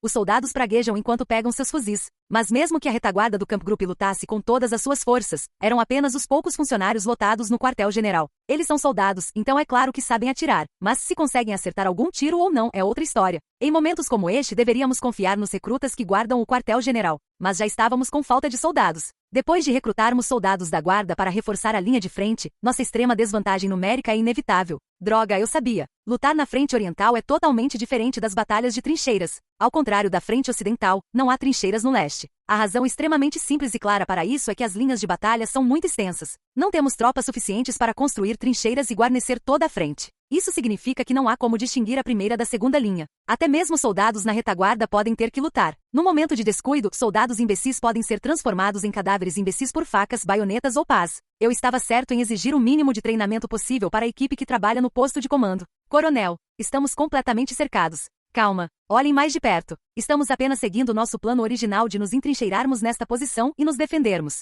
O inimigo nem sabe como nos atacar. Enquanto grita ordens para a retaguarda, Tânia sorri. Só porque o inimigo é astuto não significa que você tenha que seguir o plano dele. Se você realmente quer dispersá-los, tudo o que precisa fazer é explodi-los desde o núcleo. Já era hora. Suas forças principais devem estar todas aqui. Podemos presumir que estão atacando com quase toda a sua força. Major Weiss, disperse-os. Entendido. Batalhão, avançar. Precisamos interceptá-los imediatamente. Não confundam aliados com inimigos. Estou enviando a unidade de reserva que tenho no bolso, a unidade que eu queria manter à disposição mesmo que tivesse que diminuir o número de guardas no quartel-general. O do 103º Batalhão de Magos Aéreos. Tendo adquirido experiência na Dácia, em Norden e no Reno, continua a funcionar como um aparato perfeito para a violência nas vastas terras do leste. Suponho que se possa dizer que faz maravilhas. Os batalhões de infantaria da Federação provavelmente pretendiam nos cercar e nos aniquilar, mas nós os subjugamos com uma saraivada de bombas explosivas frontais. Ocupamos o céu acima deles enquanto entram em pânico e, em seguida, os aconselhamos a se render. Em pouco tempo, as coisas começam a se encaminhar para um desfecho favorável ao Império. Um único batalhão de magos mantido na reserva pode ser uma carta na manga. Seja em uma defesa ou em um contra-ataque, ninguém pode se dar ao luxo de entrar em um tiroteio tranquilo com um batalhão de magos surgindo do céu, a menos que sua posição esteja repleta de canhões antiaéreos. Não há a menor possibilidade de os infiltrados estarem carregando metralhadoras antiaéreas. Após se reagruparem, a infantaria do Exército Imperial realiza manobras para deixar nossa posição bem clara, fazendo com que as forças atacantes da Federação comecem a abaixar suas armas timidamente. Sinceramente, eu estava preocupado que eles resistissem até o fim, então a rendição é uma boa notícia para mim. Ufa, ainda bem que isso terminou sem que eu tivesse que lutar com eles até o último homem. Foi então que Tânia percebeu que esses inimigos estavam usando uniformes apropriados. Não sou fã da tendência deles de usar até mesmo ataques ao amanhecer para nos distrair, mas aprecio muito que toda a organização se renda de forma ordenada. Isso significa, sempre meticulosa, Tânia repete em voz alta as palavras que lhe vieram à mente. Certifique-se de que os prisioneiros estejam acomodados adequadamente, de acordo com os regulamentos. Espero sinceramente não ter nenhum subordinado burro o suficiente para ser violento com os cativos. Entendido, coronel. Podemos lidar com isso, é claro. Os oficiais da infantaria assentiram com a cabeça, então devem entender como eu faço as coisas. Já que eu estava me repetindo, talvez tenham percebido a insistência. Ainda assim, é fundamental que os comandantes reforcem constantemente as políticas. É por isso que preciso dizer isso, mesmo sabendo que eles já entendem. Não é que eu esteja preocupado com vocês. O que eu quero é que vocês informem todos os que estão abaixo de vocês. Quero que até os soldados rasos entendam o que os que estão no topo entendem e no que estamos focando. NGH. Sim, senhora. Com a compreensão repentina estampada em seus rostos, os oficiais da infantaria se endireitaram. Provavelmente, essa foi a primeira vez que consideraram a possibilidade de seus subordinados causarem problemas. As tropas estão acostumadas a lidar com irregulares, mas se eles, sem pensar, atormentassem soldados uniformizados, isso poderia ser um grande problema.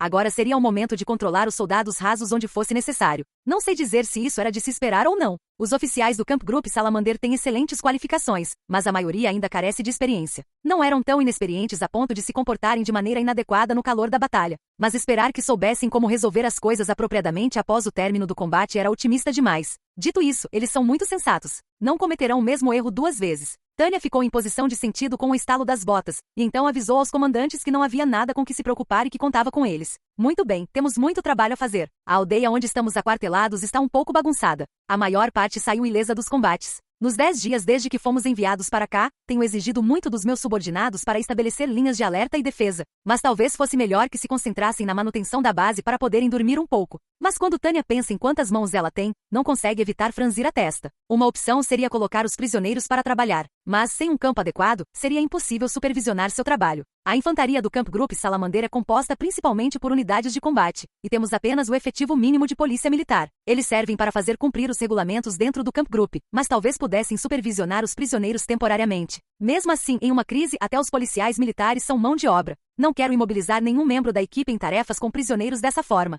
Cara, eu não sei o que fazer. Tem muita coisa que eu quero que os deputados façam. Estamos totalmente com falta de pessoal. Se quiserem, podemos designar alguns soldados da infantaria para lidar com isso. Agradeço a oferta, mas não quero desgastar nossas tropas de combate. Que essas unidades limpem a área e garantam a segurança do campo de batalha o mais rápido possível. Enquanto os comandantes da unidade de infantaria prestam continência e saem da sala, Tânia os observa partir, pensando em como parecem jovens. Por algum motivo, ela percebe de repente, todos têm 20 e poucos anos. Elas podem ser excelentes, mas não consigo acreditar que policiais tão jovens tenham ido parar na minha unidade. Bem, se vamos ter esse tipo de conversa, Visha ainda é adolescente. E isso antes mesmo de abordarmos as questões levantadas pela própria Tânia. Expansão rápida, desgaste na região do Reno, falta de pessoal-chave, uso crescente da população mais jovem. A rede logística ainda está funcionando. Recebemos tropas de reposição. Mas por quanto tempo mais a força do Império resistirá? Não adianta pensar nisso. O Império está a dizimar o seu povo, os seus recursos humanos e o seu capital. E num conflito tão inacreditavelmente primitivo. Mesmo nas trincheiras do Reno, frequentemente nos enfrentávamos em combates corpo a corpo. Mas lá, os momentos em que ambos os lados se envolviam em combates corpo a corpo intensos ocorriam principalmente durante o lançamento de operações. Não era algo cotidiano. Certamente é uma experiência bem diferente em comparação com as escaramuças deprimentes e brutais na terra de ninguém entre patrulhas e comandos. Ainda assim, na frente do Reno, o combate corpo a corpo indicava que a batalha estava em sua fase final. Para falar de extremos, eu diria que foi o que aconteceu durante o ataque às trincheiras. No leste, mesmo dormindo em alojamentos fechados, tornou-se rotina para os soldados serem acordados por um ataque e lutarem por suas vidas. Se isso é a barbarização da guerra, então, que pena. Violência corpo a corpo de forma regular. É uma coisa terrível. Nossa, dessa vez foi bem ruim. Tânia resmunga incrédula sobre o ataque ao quartel-general. Eu entendo a sensação gratificante de atacar um quartel-general inimigo, mas não tenho o menor interesse em estar do outro lado. Eu entendo que estamos em território inimigo, mas realmente não conseguimos descansar em momento algum. Nesse ritmo vamos entrar em colapso por exaustão. Na frente oriental já faz muito tempo que entramos em território da Federação, então tudo ao nosso redor é território inimigo. Quer queiramos ou não, devemos estar cientes disso. Gostaria muito de convidar os ilustres especialistas em direito que criaram os termos zona não combatente e retaguarda para este local encantador. A fadiga pode não transparecer claramente em nossos relatórios ou estatísticas, mas ainda assim mina a capacidade das tropas de continuarem lutando.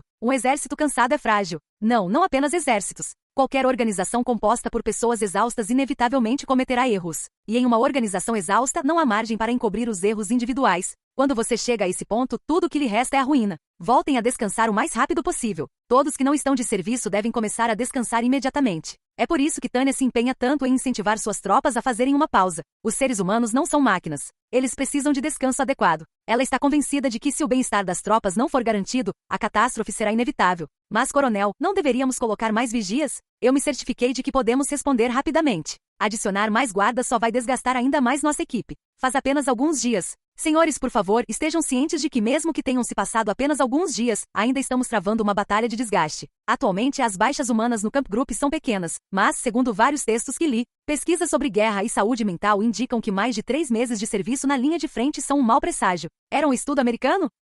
Não me lembro. Meu conhecimento de psicologia não é muito aprofundado, mas quem sabe como as coisas vão se desenrolar se essa batalha se prolongar? É por sentir-se em situação de crise que Tânia reitera firmemente suas ordens. Fazer uma pausa faz parte do seu trabalho. Lembre-se do seu nível hierárquico e descanse. Entendido, coronel. Boa resposta. Ela observa as tropas na área e garante que os oficiais entendam que seus homens também precisam descansar. Fazer uma pausa faz parte do trabalho de um soldado. Dito isso, comandantes, oficiais são diferentes. É claro que o mínimo de descanso é essencial. Um oficial privado de sono cometendo um erro por descuido e enviando uma unidade para a morte não rende uma história muito engraçada. Mas o luxo de uma boa noite de sono é reservado para quem já cumpriu sua missão. Depois de repelir um ataque, os policiais têm uma montanha de relatórios para elaborar. Assim, os oficiais que expulsaram o inimigo se reuniram no quartel-general e estão analisando a situação, apesar da aparência abatida em seus rostos. Um quarto pequeno, uma mesa apertada e iluminação precária. No entanto, o que importa para um militar de carreira não é uma sala de guerra confortável. Se for funcional, está ótimo. Após reunir os relatórios concisos de todos os comandantes, desde o Major Vaz até os soldados de patente inferior, Tânia chega a uma conclusão.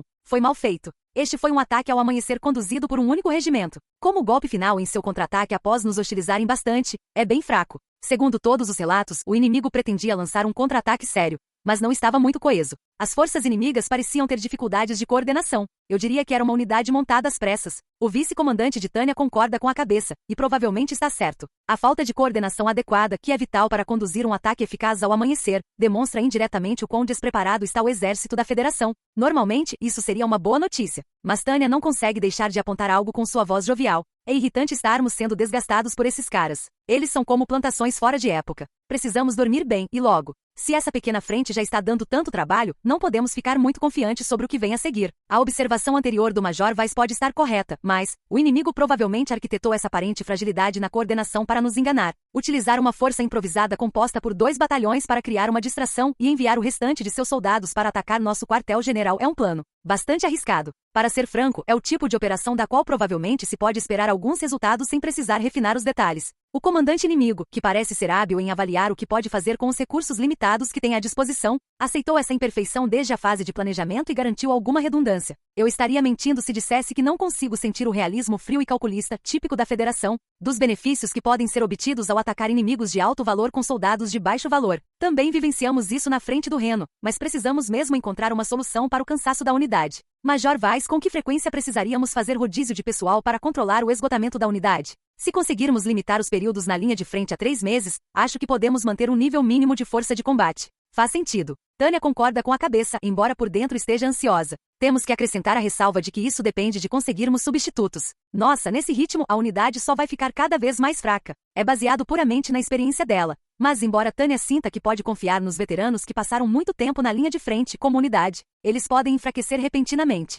Gerenciar pessoal no campo de batalha difere da estratégia de RH em uma empresa em muitos aspectos. Treinar especialistas e manter suas unidades na linha de frente por muito tempo levará ao acúmulo de fadiga, deixando-os vulneráveis a ferimentos graves. É por isso que precisamos de tropas de reposição. Senhores, para ser honesto, nossas chances de receber reforços ou substitutos são pequenas. Mas somos soldados. Se o país nos der ordens, não temos o direito de opinar. Se nem sequer temos tropas suficientes, conseguir reforços é um sonho dentro de outro sonho. Se tivermos que operar sob a premissa extremamente difícil de que a mão de obra é escassa, então posso entender por que alguns membros do Estado-Maior estão se esforçando para chegar a uma solução rápida. Aparentemente, no gabinete do Estado-Maior, o pessoal de operações está planejando uma grande ofensiva para pôr fim à guerra, mas, se não pudermos garantir a segurança da retaguarda, será difícil evitar que isso se transforme em um impasse. O máximo que um único Camp Group pode fazer, mesmo o Camp Group Salamander, que pode responder num piscar de olhos, é manter uma posição. Enquanto não conseguirmos resolver esse dilema, ficaremos presos nessa situação. Além disso, a decisão de nos colocar na linha de frente para essa conveniente prova de conceito só pode ter origem no pânico. Para aqueles de nós que fomos forçados a participar, é pura desgraça, mas Tânia entende que é necessário e balança a cabeça para clarear a mente. Se nos esforçarmos um pouco demais, não é impossível controlar uma área. Mas acho que no fim das contas ainda é uma missão inútil desgastar a unidade simplesmente para garantir a segurança desse pedaço de terra abandonada. Se dividíssemos a unidade, provavelmente conseguiríamos manter uma área considerável. Mas em contrapartida, perderíamos nossa mobilidade, tempo de resposta rápido e a capacidade de manter forças na reserva. Não vale a pena. Mas, dito isso, nesse ritmo o Império não conseguirá evitar a morte por hemorragia. É ótimo que tenhamos infligido um duro golpe ao inimigo nas primeiras batalhas e o derrotado. Mas foi só isso. Corria o boato de que o exército da Federação estava entrando em colapso, mas eles continuam a lançar contra-ataques que, apesar de dependerem de números e serem repetitivos em suas táticas, ainda são ferozes. Francamente, pode-se dizer que as forças da Federação estão resistindo sem se importar com as baixas. Infelizmente, essa façanha é impossível para o Império. Já estamos em mobilização geral, mas estamos fazendo um esforço enorme apenas para compensar a nossa escassez de recursos humanos. Esgotar nossa limitada reserva de mão de obra levará, eventualmente, à extinção do exército imperial. No ritmo em que estamos, é apenas uma questão de tempo. Precisamos de um plano para resolver isso. É verdade, mas onde vou encontrar algo assim?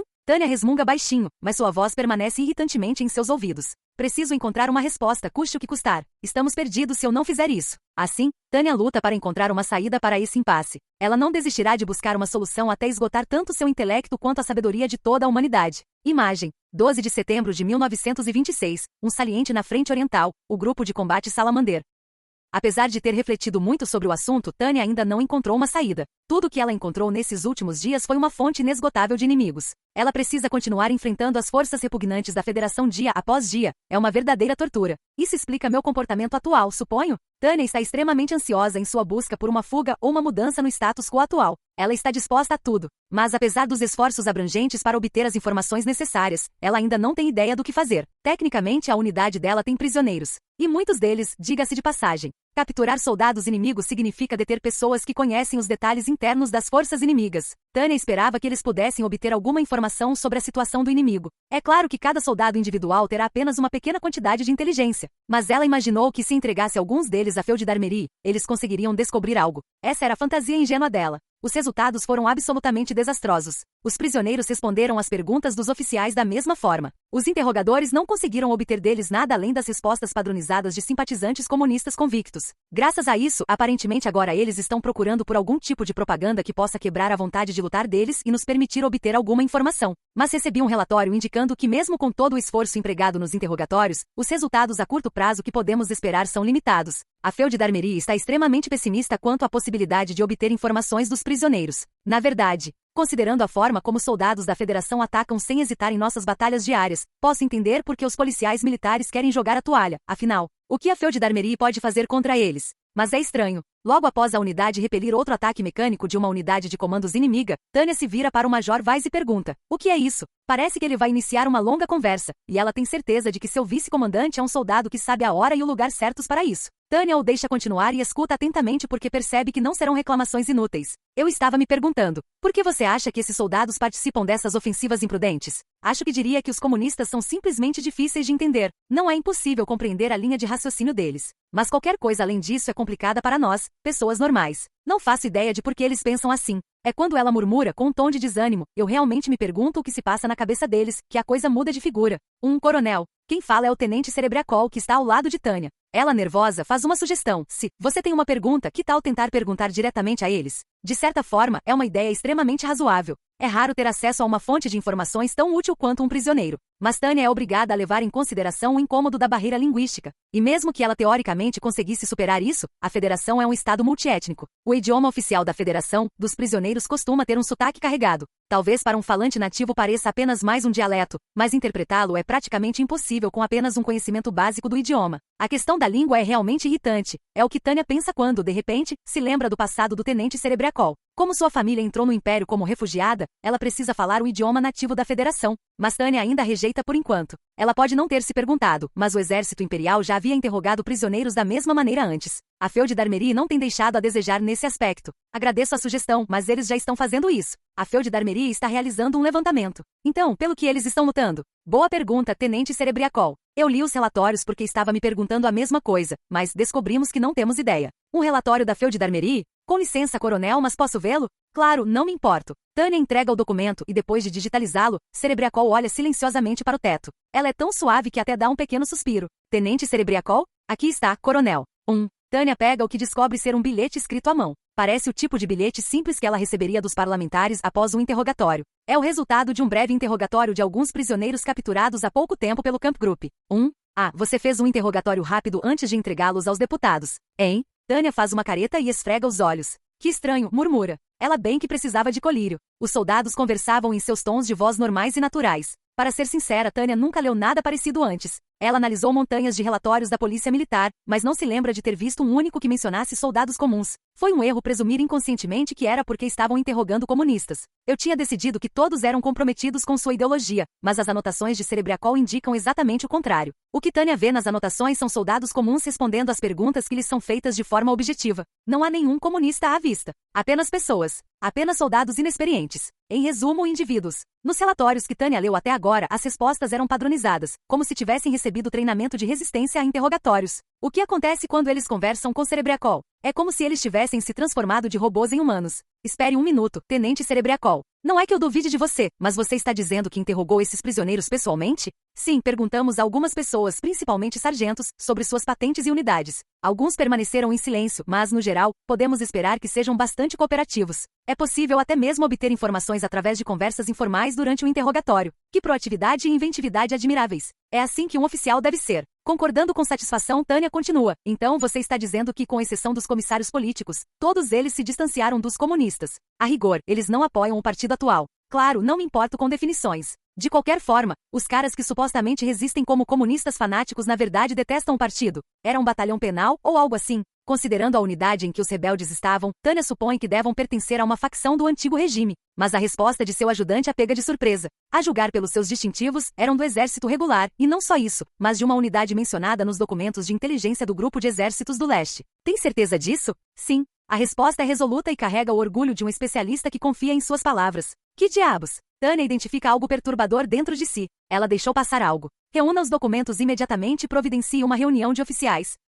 Tenente Cerebriacol, posso falar com você um instante? Pergunta Tânia. Se isso for verdade, não há como explicar por que o exército da Federação não está entrando em colapso. Se a fé deles na estrutura do Estado está abalada, por que continuam resistindo com tanta obstinação? Tânia quase continua com como isso é possível, mas balança a cabeça e se levanta. Uma imagem vale mais que 1000 palavras. Acho que não tenho escolha a não ser verificar por mim mesma. Seus subordinados a cumprimentam distraidamente. Como que a perguntar? Vocês não estavam prestando atenção no que eu estava dizendo? Tânia suspira e explica suas intenções para eles. Major Weiss, quero que venha comigo. Tenente Cerebriacol, você sabe interpretar, certo? Venha também. E assim, os líderes do Camp Group apareceram diante dos soldados inimigos capturados. A atitude dos sargentos contidos era um tanto nervosa, mas não exatamente repleta de hostilidade. Talvez fosse mais preciso dizer que eles estavam pensando no futuro de forma abstrata. Mas Tânia decide que talvez consiga ter uma conversa fascinante com eles. Ela é cautelosa, mas incrivelmente otimista. O Major Weiss vai conduzir o interrogatório, já que ele consegue fazer as caras mais assustadoras. Ele é um oficial mágico condecorado de patente média, então é o interrogador perfeito. Eles jogam às pressas um soldado inimigo na sala de um dos prédios da guarnição designada para interrogatório, e a conversa se desenrola enquanto Tânia observa do fundo.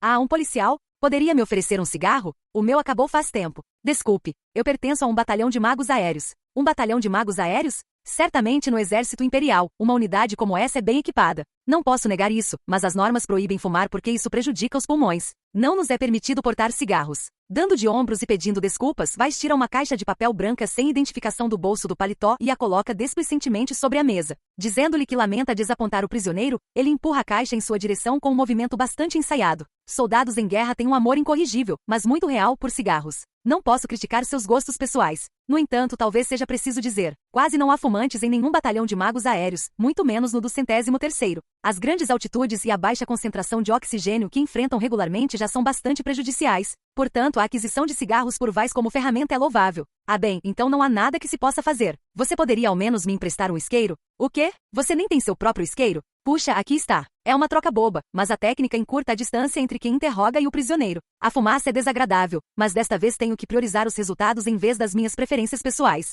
Então me digam uma coisa. O que vocês estão? Não, pelo que vocês estão lutando. Pela Federação. Continue observando. Tânia acompanha o processo enquanto Weiss faz a pergunta e Cerebriacol interpreta. Eu e os outros caras lutamos por nós mesmos. Não é óbvio, estamos lutando por um futuro melhor. Um futuro melhor? Se vencermos vocês, nossa sociedade deverá melhorar um pouco. Essa deve ser a mensagem que o inimigo está transmitindo com sua propaganda. Pode não ser completamente nova, mas é uma informação importante. Justo quando Tânia está prestes a concordar com a cabeça. Permita-me reformular a pergunta. Você acha que sua sociedade vai melhorar se lutarmos contra nós? Por quê? Você acredita no comunismo? No momento em que Cerebriacol traduz a pergunta casual de Weiss, a atmosfera fica estranha. Sim, senhor. Quase tanto quanto vocês. Espere um segundo. O que ele acabou de dizer? Que resposta espirituosa. Mas agora entendo ainda menos. O que afinal? Há para não entender. Vai sorrir ironicamente como quem diz vamos lá, mas pergunta. Por que você está lutando pelo comunismo? Sim, essa é a questão. De onde eles tiram a coragem para lutar por uma ideologia na qual nem sequer acreditam? Weiss, a observadora Tânia e o intérprete Cerebriacol querem saber a mesma coisa.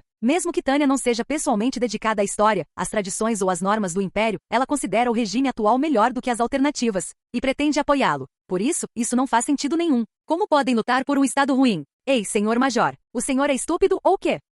Apesar da expressão impassível de Weiss, a pergunta do soldado inimigo causa um arrepio na espinha de Tânia. Quem não tem sentimentos em relação à sua terra natal? Como alguém pode sequer argumentar contra isso? Estou errado? Acho que não. Não é pelo partido. Não é pelo partido, mas pela minha pátria. Só para confirmar, você está lutando por sua pátria. Ouvi dizer que os soldados imperiais eram inteligentes, mas acho que não se pode acreditar em todos os boatos. Vocês estão mais ou menos no mesmo nível dos comissários políticos. Essa é uma forma bastante dramática de colocar as coisas. Weiss perturbada pelo sarcasmo, e Cerebriacol, que interpretava diligentemente, já não aparece no campo de visão de Tânia. Não menospreze o logos da palavra. Tem o poder de mudar o mundo. Quando a estrutura, o paradigma, tem sua lógica abalada, uma mudança precisa ocorrer. Você precisa de um motivo para lutar pela sua cidade natal? Além disso, se fizermos um bom trabalho, aqueles idiotas irritantes do partido terão que nos ouvir pelo menos um pouco. Então, se vocês derrotarem o Império, suas vidas vão melhorar? Você não acha? Quer dizer, o partido só está tão obstinado agora para poder enfrentar vocês. Quando não precisarmos mais lutar contra vocês, as coisas devem melhorar. Muito interessante. Agora, gostaria de saber um pouco sobre a unidade a qual você pertence. A conversa entre Weiss, Cerebriacol e o soldado inimigo continua. Mas Tânia já não se importa. O que importa é a verdade que ela descobriu. Nossos inimigos, os soldados da Federação, não são comunistas. Essa única frase. Essa é a chave. E ela detesta essa sensação de perceber o quão irremediavelmente errada estava. Após o término do interrogatório e a saída do soldado inimigo, Tânia só consegue olhar distraidamente para o teto do quarto. Coronel, seus subordinados provavelmente estão preocupados com ela. Ela entenderia isso em circunstâncias normais. Mas neste momento é impossível. Puta merda, a maldição é dirigida a ela mesma e à negligência de seu país. Então eles jogaram sua ideologia fora para lutar numa grande guerra patriótica. Não é de admirar que estejam tão ansiosos para lutar. Argue droga. Que diabos? Seu segundo em comando a encara sem expressão. Se fosse um combate, a Major Weiss perceberia suas intenções e reagiria imediatamente, então ela está frustrada com a falta de compreensão dele. Por que ele não percebe a importância disso? Você não entende? Estivemos lutando contra nacionalistas esse tempo todo como se fossem comunistas. Ela dispara. A importância disso, uma guerra nacionalista. Quanto mais ela pensa nisso, mais vontade tem de se encolher em posição fetal. Isso foi um erro completo. Isso é uma idiotice da pior espécie. Uma tolice que entrará para os livros de história. Weiss fica pensativo ao lado dela e provavelmente acabará descobrindo. Ela sabe que ele é inteligente. Mas ela não tem tempo para ficar esperando que ele reflita sobre as coisas com calma. Nós, do Império, temos lutado contra um inimigo completamente diferente. Estamos ajudando-os, não os derrotando. Nossas ações estavam beneficiando a Federação. Será que isso é realmente verdade? Major Weiss, do jeito que temos lutado até agora, quanto mais vencemos, mais o inimigo se une. Pensávamos que se vencêssemos isso minaria sua vontade de lutar, mas estávamos enganados. Isso não leva ao colapso deles, mas sim ao contrário. Estimula a solidariedade deles e torna a resistência ainda mais forte. Ao combater uma ideologia, tudo o que é necessário para vencer é atacar a validade ou a justiça dessa ideologia. E as falhas do comunismo já foram comprovadas. Pelo menos, Tânia está pessoalmente convencida disso. Não é difícil demonstrar a ineficiência do comunismo, mas entrar em conflito com o nacionalismo não adianta nada. O que ele disse? Quem não tem sentimentos em relação à sua pátria? Sim, o prisioneiro disse isso. A pátria está em crise. Não podemos dizer que o povo da Federação não desaprove ou duvide do partido ou que não sinta raiva. Mas mais do que isso, os cidadãos foram despertados pelo desespero de sua pátria. Estávamos convencidos de que estávamos lutando contra comunistas, mas eles têm a chama do nacionalismo ardendo em seus corações. O nacionalismo não é lógico. É emocional, apaixonado. Atacar o comunismo é como alimentar o fogo do nacionalismo comunista. Uma vez que isso aconteça, mesmo que os nacionalistas odeiem o Partido Comunista, eles ainda se unirão contra o Império, seu inimigo comum. Sim, realmente temos ajudado eles. Que erro enorme. Eu deveria ter percebido antes. Aparentemente, Cerebriacol possui uma capacidade linguística muito superior à dos homens da Feud-Darmeri. Ela capta nuances sutis que poderiam se perder em uma tradução literal e oferece interpretações adequadas ao significado. Um intérprete ou tradutor competente é essencial, principalmente para captar a essência da mensagem. Dizem que o diabo está nos detalhes, e acredito que isso também se aplica às conversas. O soldado da Federação não estava escondendo nada, ele disse tudo sem rodeios. Estamos lutando por nossa pátria. Isso me dá dor de cabeça. Por que ninguém percebeu isso? Deve ser essa sensação de reclamar sem nem mesmo ter a intenção. Que tipo de erro os deputados da Feud-Darmeri precisaram cometer para interpretar isso como eles estão lutando por sua ideologia? Pode ser porque não investigaram a fundo as respostas dos prisioneiros, que afirmavam estar lutando para proteger a Federação. Também pode ser que não sejam tão bons em interpretação quanto Cerebriacol. Puxa, a Tânia fez uma correção. Os deputados estão sempre atrás dos comunistas. Eles têm experiência com eles em casa, então não é de admirar que tenham se convencido desde o início. Ano após ano, unidades da Polícia Militar realizam operações de contra-insurgência contra células de comunistas locais. Na mente dos membros da Polícia Militar, o comunismo e a Federação tornaram-se uma só coisa, sem que eles sequer percebessem. Então a Feud-Darmeri foi condicionada a associar acriticamente qualquer coisa com a marca da Federação ao comunismo? Condicionada, senhora. Em outras palavras, é como presumir que só porque um sino toca, é hora de comer. Nossos cães de guarda desenvolveram um hábito muito peculiar. É realmente um grande incômodo. Graças a eles, estamos presos nesta situação difícil. Eles associam o comunismo à própria palavra federação. Isso significa que o trabalho que eles costumam fazer os levou ao erro? É isso que eu penso, Major Weiss. Se não estivesse diante de seus subordinados, Tânia teria levado as mãos à cabeça e suspirado. Mas ela já havia deixado transparecer um vislumbre de sua raiva. Como oficial e comandante, não podia se comportar de maneira tão vergonhosa. Engolindo muitas das coisas que queria dizer, Tânia declara que irão investigar o caso. Tenente Cerebriacol, desculpe, mas gostaria que o senhor e o Tenente Grants interrogassem os prisioneiros. Quero fazer uma análise completa da psique inimiga, continua ela com um sorriso amargo. Eu mesma gostaria de interrogá-los. Mas meu conhecimento da língua da Federação é bastante superficial, adquirido no curso intensivo que fiz na academia. Não posso me iludir e dizer que sou capaz de captar emoções sutis. A Feud-Darmeri devia estar muito convencida. Esses tipos de pessoas existem sim. Não há dúvida porque conheço idiotas que fazem tudo errado por causa da diferença entre estudar um idioma e realmente falar. Mesmo trabalhando em RH eu enfrentava o mesmo problema. Tínhamos que falar inglês para conseguir fazer nosso trabalho. Há tantas pessoas que se gabam de serem boas em idiomas, mesmo sem terem alcançado essa pontuação. E a lista de idiotas que não conseguem se comunicar no idioma que supostamente dominam é interminável. Era tão triste que eu sempre queria gritar. Conheçam seus limites. Nesse sentido, é realmente ótimo termos a Visha. Tânia acena enfaticamente com a cabeça em resposta ao comentário de Weiss e responde com um de fato. A proficiência quase nativa em um idioma pode parecer vaga e difícil de compreender a partir de uma perspectiva puramente baseada em dados. Mas quando alguém consegue entender um ponto essencial, a diferença fica bem evidente. Nunca imaginei que seria atormentado por problemas de idioma durante uma guerra. Puxa, que se danem os que tiveram a ideia de construir a Torre de Babel e o Deus que a destruiu. Qualquer um que aumente os custos de comunicação é um inimigo da sociedade. Uma pergunta de Cerebriacol, no entanto, dissipa a justa indignação de Tânia. Mas, coronel, posso perguntar por que o senhor quer que o Tenente Grants faça o interrogatório? O que? As sutilezas da emoção se manifestam em mais do que apenas palavras. Eu sei que o senhor está ocupado, coronel, mas se pudéssemos captar essas sutilezas, não seria melhor tê-lo comigo? O tenente Cerebriacol sugere que para compreender as emoções reveladas pelos prisioneiros, seria melhor interrogá-los pessoalmente. Certamente, em circunstâncias normais, esse seria o caso. A vontade de lutar dos soldados da Federação é um problema sério. O exército da Federação está oferecendo uma resistência repetitiva rudimentar, porém feroz, em toda a frente. Se conseguíssemos entender sua psicologia de combate, talvez conseguíssemos até mesmo romper suas defesas mentais. Tenho certeza de que o Estado-Maior estaria extremamente interessado nisso. O Exército Imperial está desesperado por informações precisas. Mas Tânia cospe as palavras. Escute, Tenente Cerebriacol. Olhe para mim.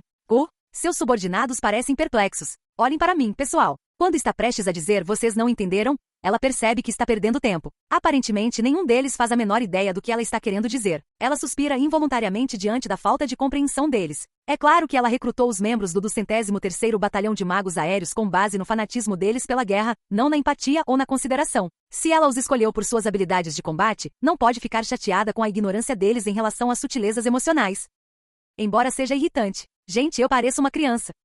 Grants aparentemente não faz ideia do que estou falando, e Cerebriacol parece confuso. Se os dois tenentes não prestam, ela se vira para o vice-comandante, mas imediatamente pensa, TCH, ele também não vale nada? Ela já explicou isso até certo ponto antes, mas aparentemente todos se esqueceram. Talvez tenham relegado a ideia a um canto da mente porque não tinha nada a ver com combate. Esse é o problema com fanáticos por guerra. Major Weiss, eu sou uma criança. Eles podem não me levar a sério por causa da minha aparência. Eu realmente gostaria que você percebesse essas coisas antes que eu tenha que dizê-las.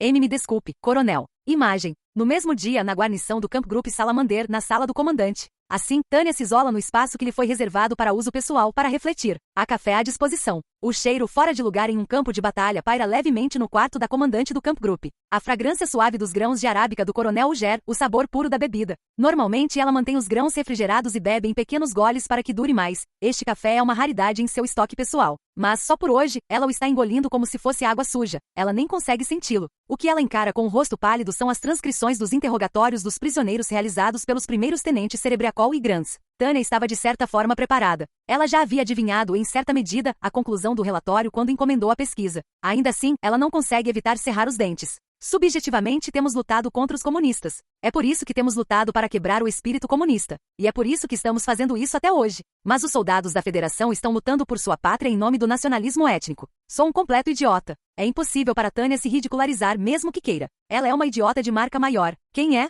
Eu sou. Ignorando o fato de que estávamos falhando em lutar contra o que deveríamos. Um tolo que não entendia nem o inimigo nem a mim mesmo? Sim, eu, de todas as pessoas. Nesse instante, Tânia von Degorechaf grita em seu quarto. Aqueles desgraçados nos pegaram. Fomos enganados. Malditos comunistas, de todas as coisas, vocês roubaram a nossa causa. Normalmente, os comunistas criticam o nacionalismo incessantemente. Eles se gabam de que a verdade do mundo não é representada adequadamente no nacionalismo étnico, quando, na verdade, trata-se de uma luta de classes, vista da perspectiva da história científica. Que descuido meu presumir que eles seguiam tal credo. A vergonha é apenas o começo para algo assim. Estou tão furioso que quero dar um tiro no meu eu do passado. Por que não percebi algo tão óbvio? Como pude deixar isso passar? Tenho consciência de que não estou controlando muito bem minhas emoções. Mas há momentos em que dá vontade de bater na mesa e gritar. Estou tão decepcionada com a minha falta de tato e com a minha negligência desprezível. Esta é a definição de uma posição insustentável. Que situação estúpida. Eu deveria ter imaginado como é fácil para os comunistas abandonarem suas políticas. Fico me perguntando como pude me esquecer. É um erro tão grave. Inconscientemente, ou talvez ela simplesmente tenha fechado os olhos. Isto é o pior. Tânia von Degorechaf amaldiçoa fracamente seu fracasso. Eles me pegaram. Agora não posso menosprezar as pessoas que se deixam enganar pela propaganda comunista. Eles realmente me enganaram, o que significa que não sou diferente daqueles idiotas. Não, eu sei como funciona o Partido Comunista, então meu erro é incomparavelmente pior. Sou simplesmente incompetente. Este é o fruto de uma estupidez indefensável. Não importa o que eu diga para me justificar, não consigo enganar meu próprio coração. Eu não deveria ter ficado falando sobre analisar a situação em território inimigo com essa cara de quem sabe tudo. Tenho que me opor à ofensiva móvel. Já nem é mais uma questão de inverno. Penetrar ainda mais em território inimigo só irá unir ainda mais o inimigo. Aniquilar o exército deles em campo? Impossível. Preciso de uma alternativa para sugerir. E rápido, o mais breve possível. Vamos analisar a situação sob uma perspectiva histórica. Há pouquíssimos casos em que um exército regular relativamente pequeno conseguiu controlar guerrilheiros. E mesmo os exemplos de sucesso que temos são apenas vitórias limitadas. No Vietnã, nem mesmo os recursos materiais esmagadores do Império Americano conseguiram resolver o problema. No Afeganistão, os exércitos soviético e americano provaram o quão difícil é manter o controle sobre regiões montanhosas. A única opção era incendiar cidades inteiras que resistiam, como faziam os mongóis em épocas em que as leis da guerra ainda não existiam. Atualmente estamos de mãos atadas. Se você procurar um exemplo de contra-insurgência que terminou em vitória, encontrará o exército britânico em suas colônias na Malásia, mas eram colônias então. Colônias. Sim, colônias. Onde o Estado suzerano é minoria. É possível governar com poucos recursos por meio do exército, mas... pensa Tânia, forçada a perceber que seu cérebro está terrivelmente enferrujado. É simples, não é? Para ser completamente honesto, não há necessidade de assumir todas elas. Vamos dividir para conquistar. Tânia ri porque já tem tudo planejado. Mas, em certo sentido, é também a pura verdade. Se conseguirmos dividir o inimigo, o número de combatentes será menor. Se fizermos tudo certo, talvez até consigamos usar alguns deles como aliados. Para o bem ou para o mal, a Federação é um Estado multiétnico. Se por trás das belas palavras do comunismo ideal, o partido estiver reprimindo os movimentos de autodeterminação de diferentes grupos étnicos, talvez seja possível forjar uma aliança. Se estivermos falando apenas de possibilidades, qualquer uma das minorias étnicas dentro da Federação poderia potencialmente se tornar aliada do Império. Afinal, não estamos pedindo as terras deles. Francamente, o Império é como um grande hikikomori. Seus interesses não entram em conflito com os grupos étnicos dentro do território da Federação que desejam a independência. É assim que resolvemos o problema. Encontrei a resposta. Encontrei a saída. Tudo o que posso fazer é correr para frente.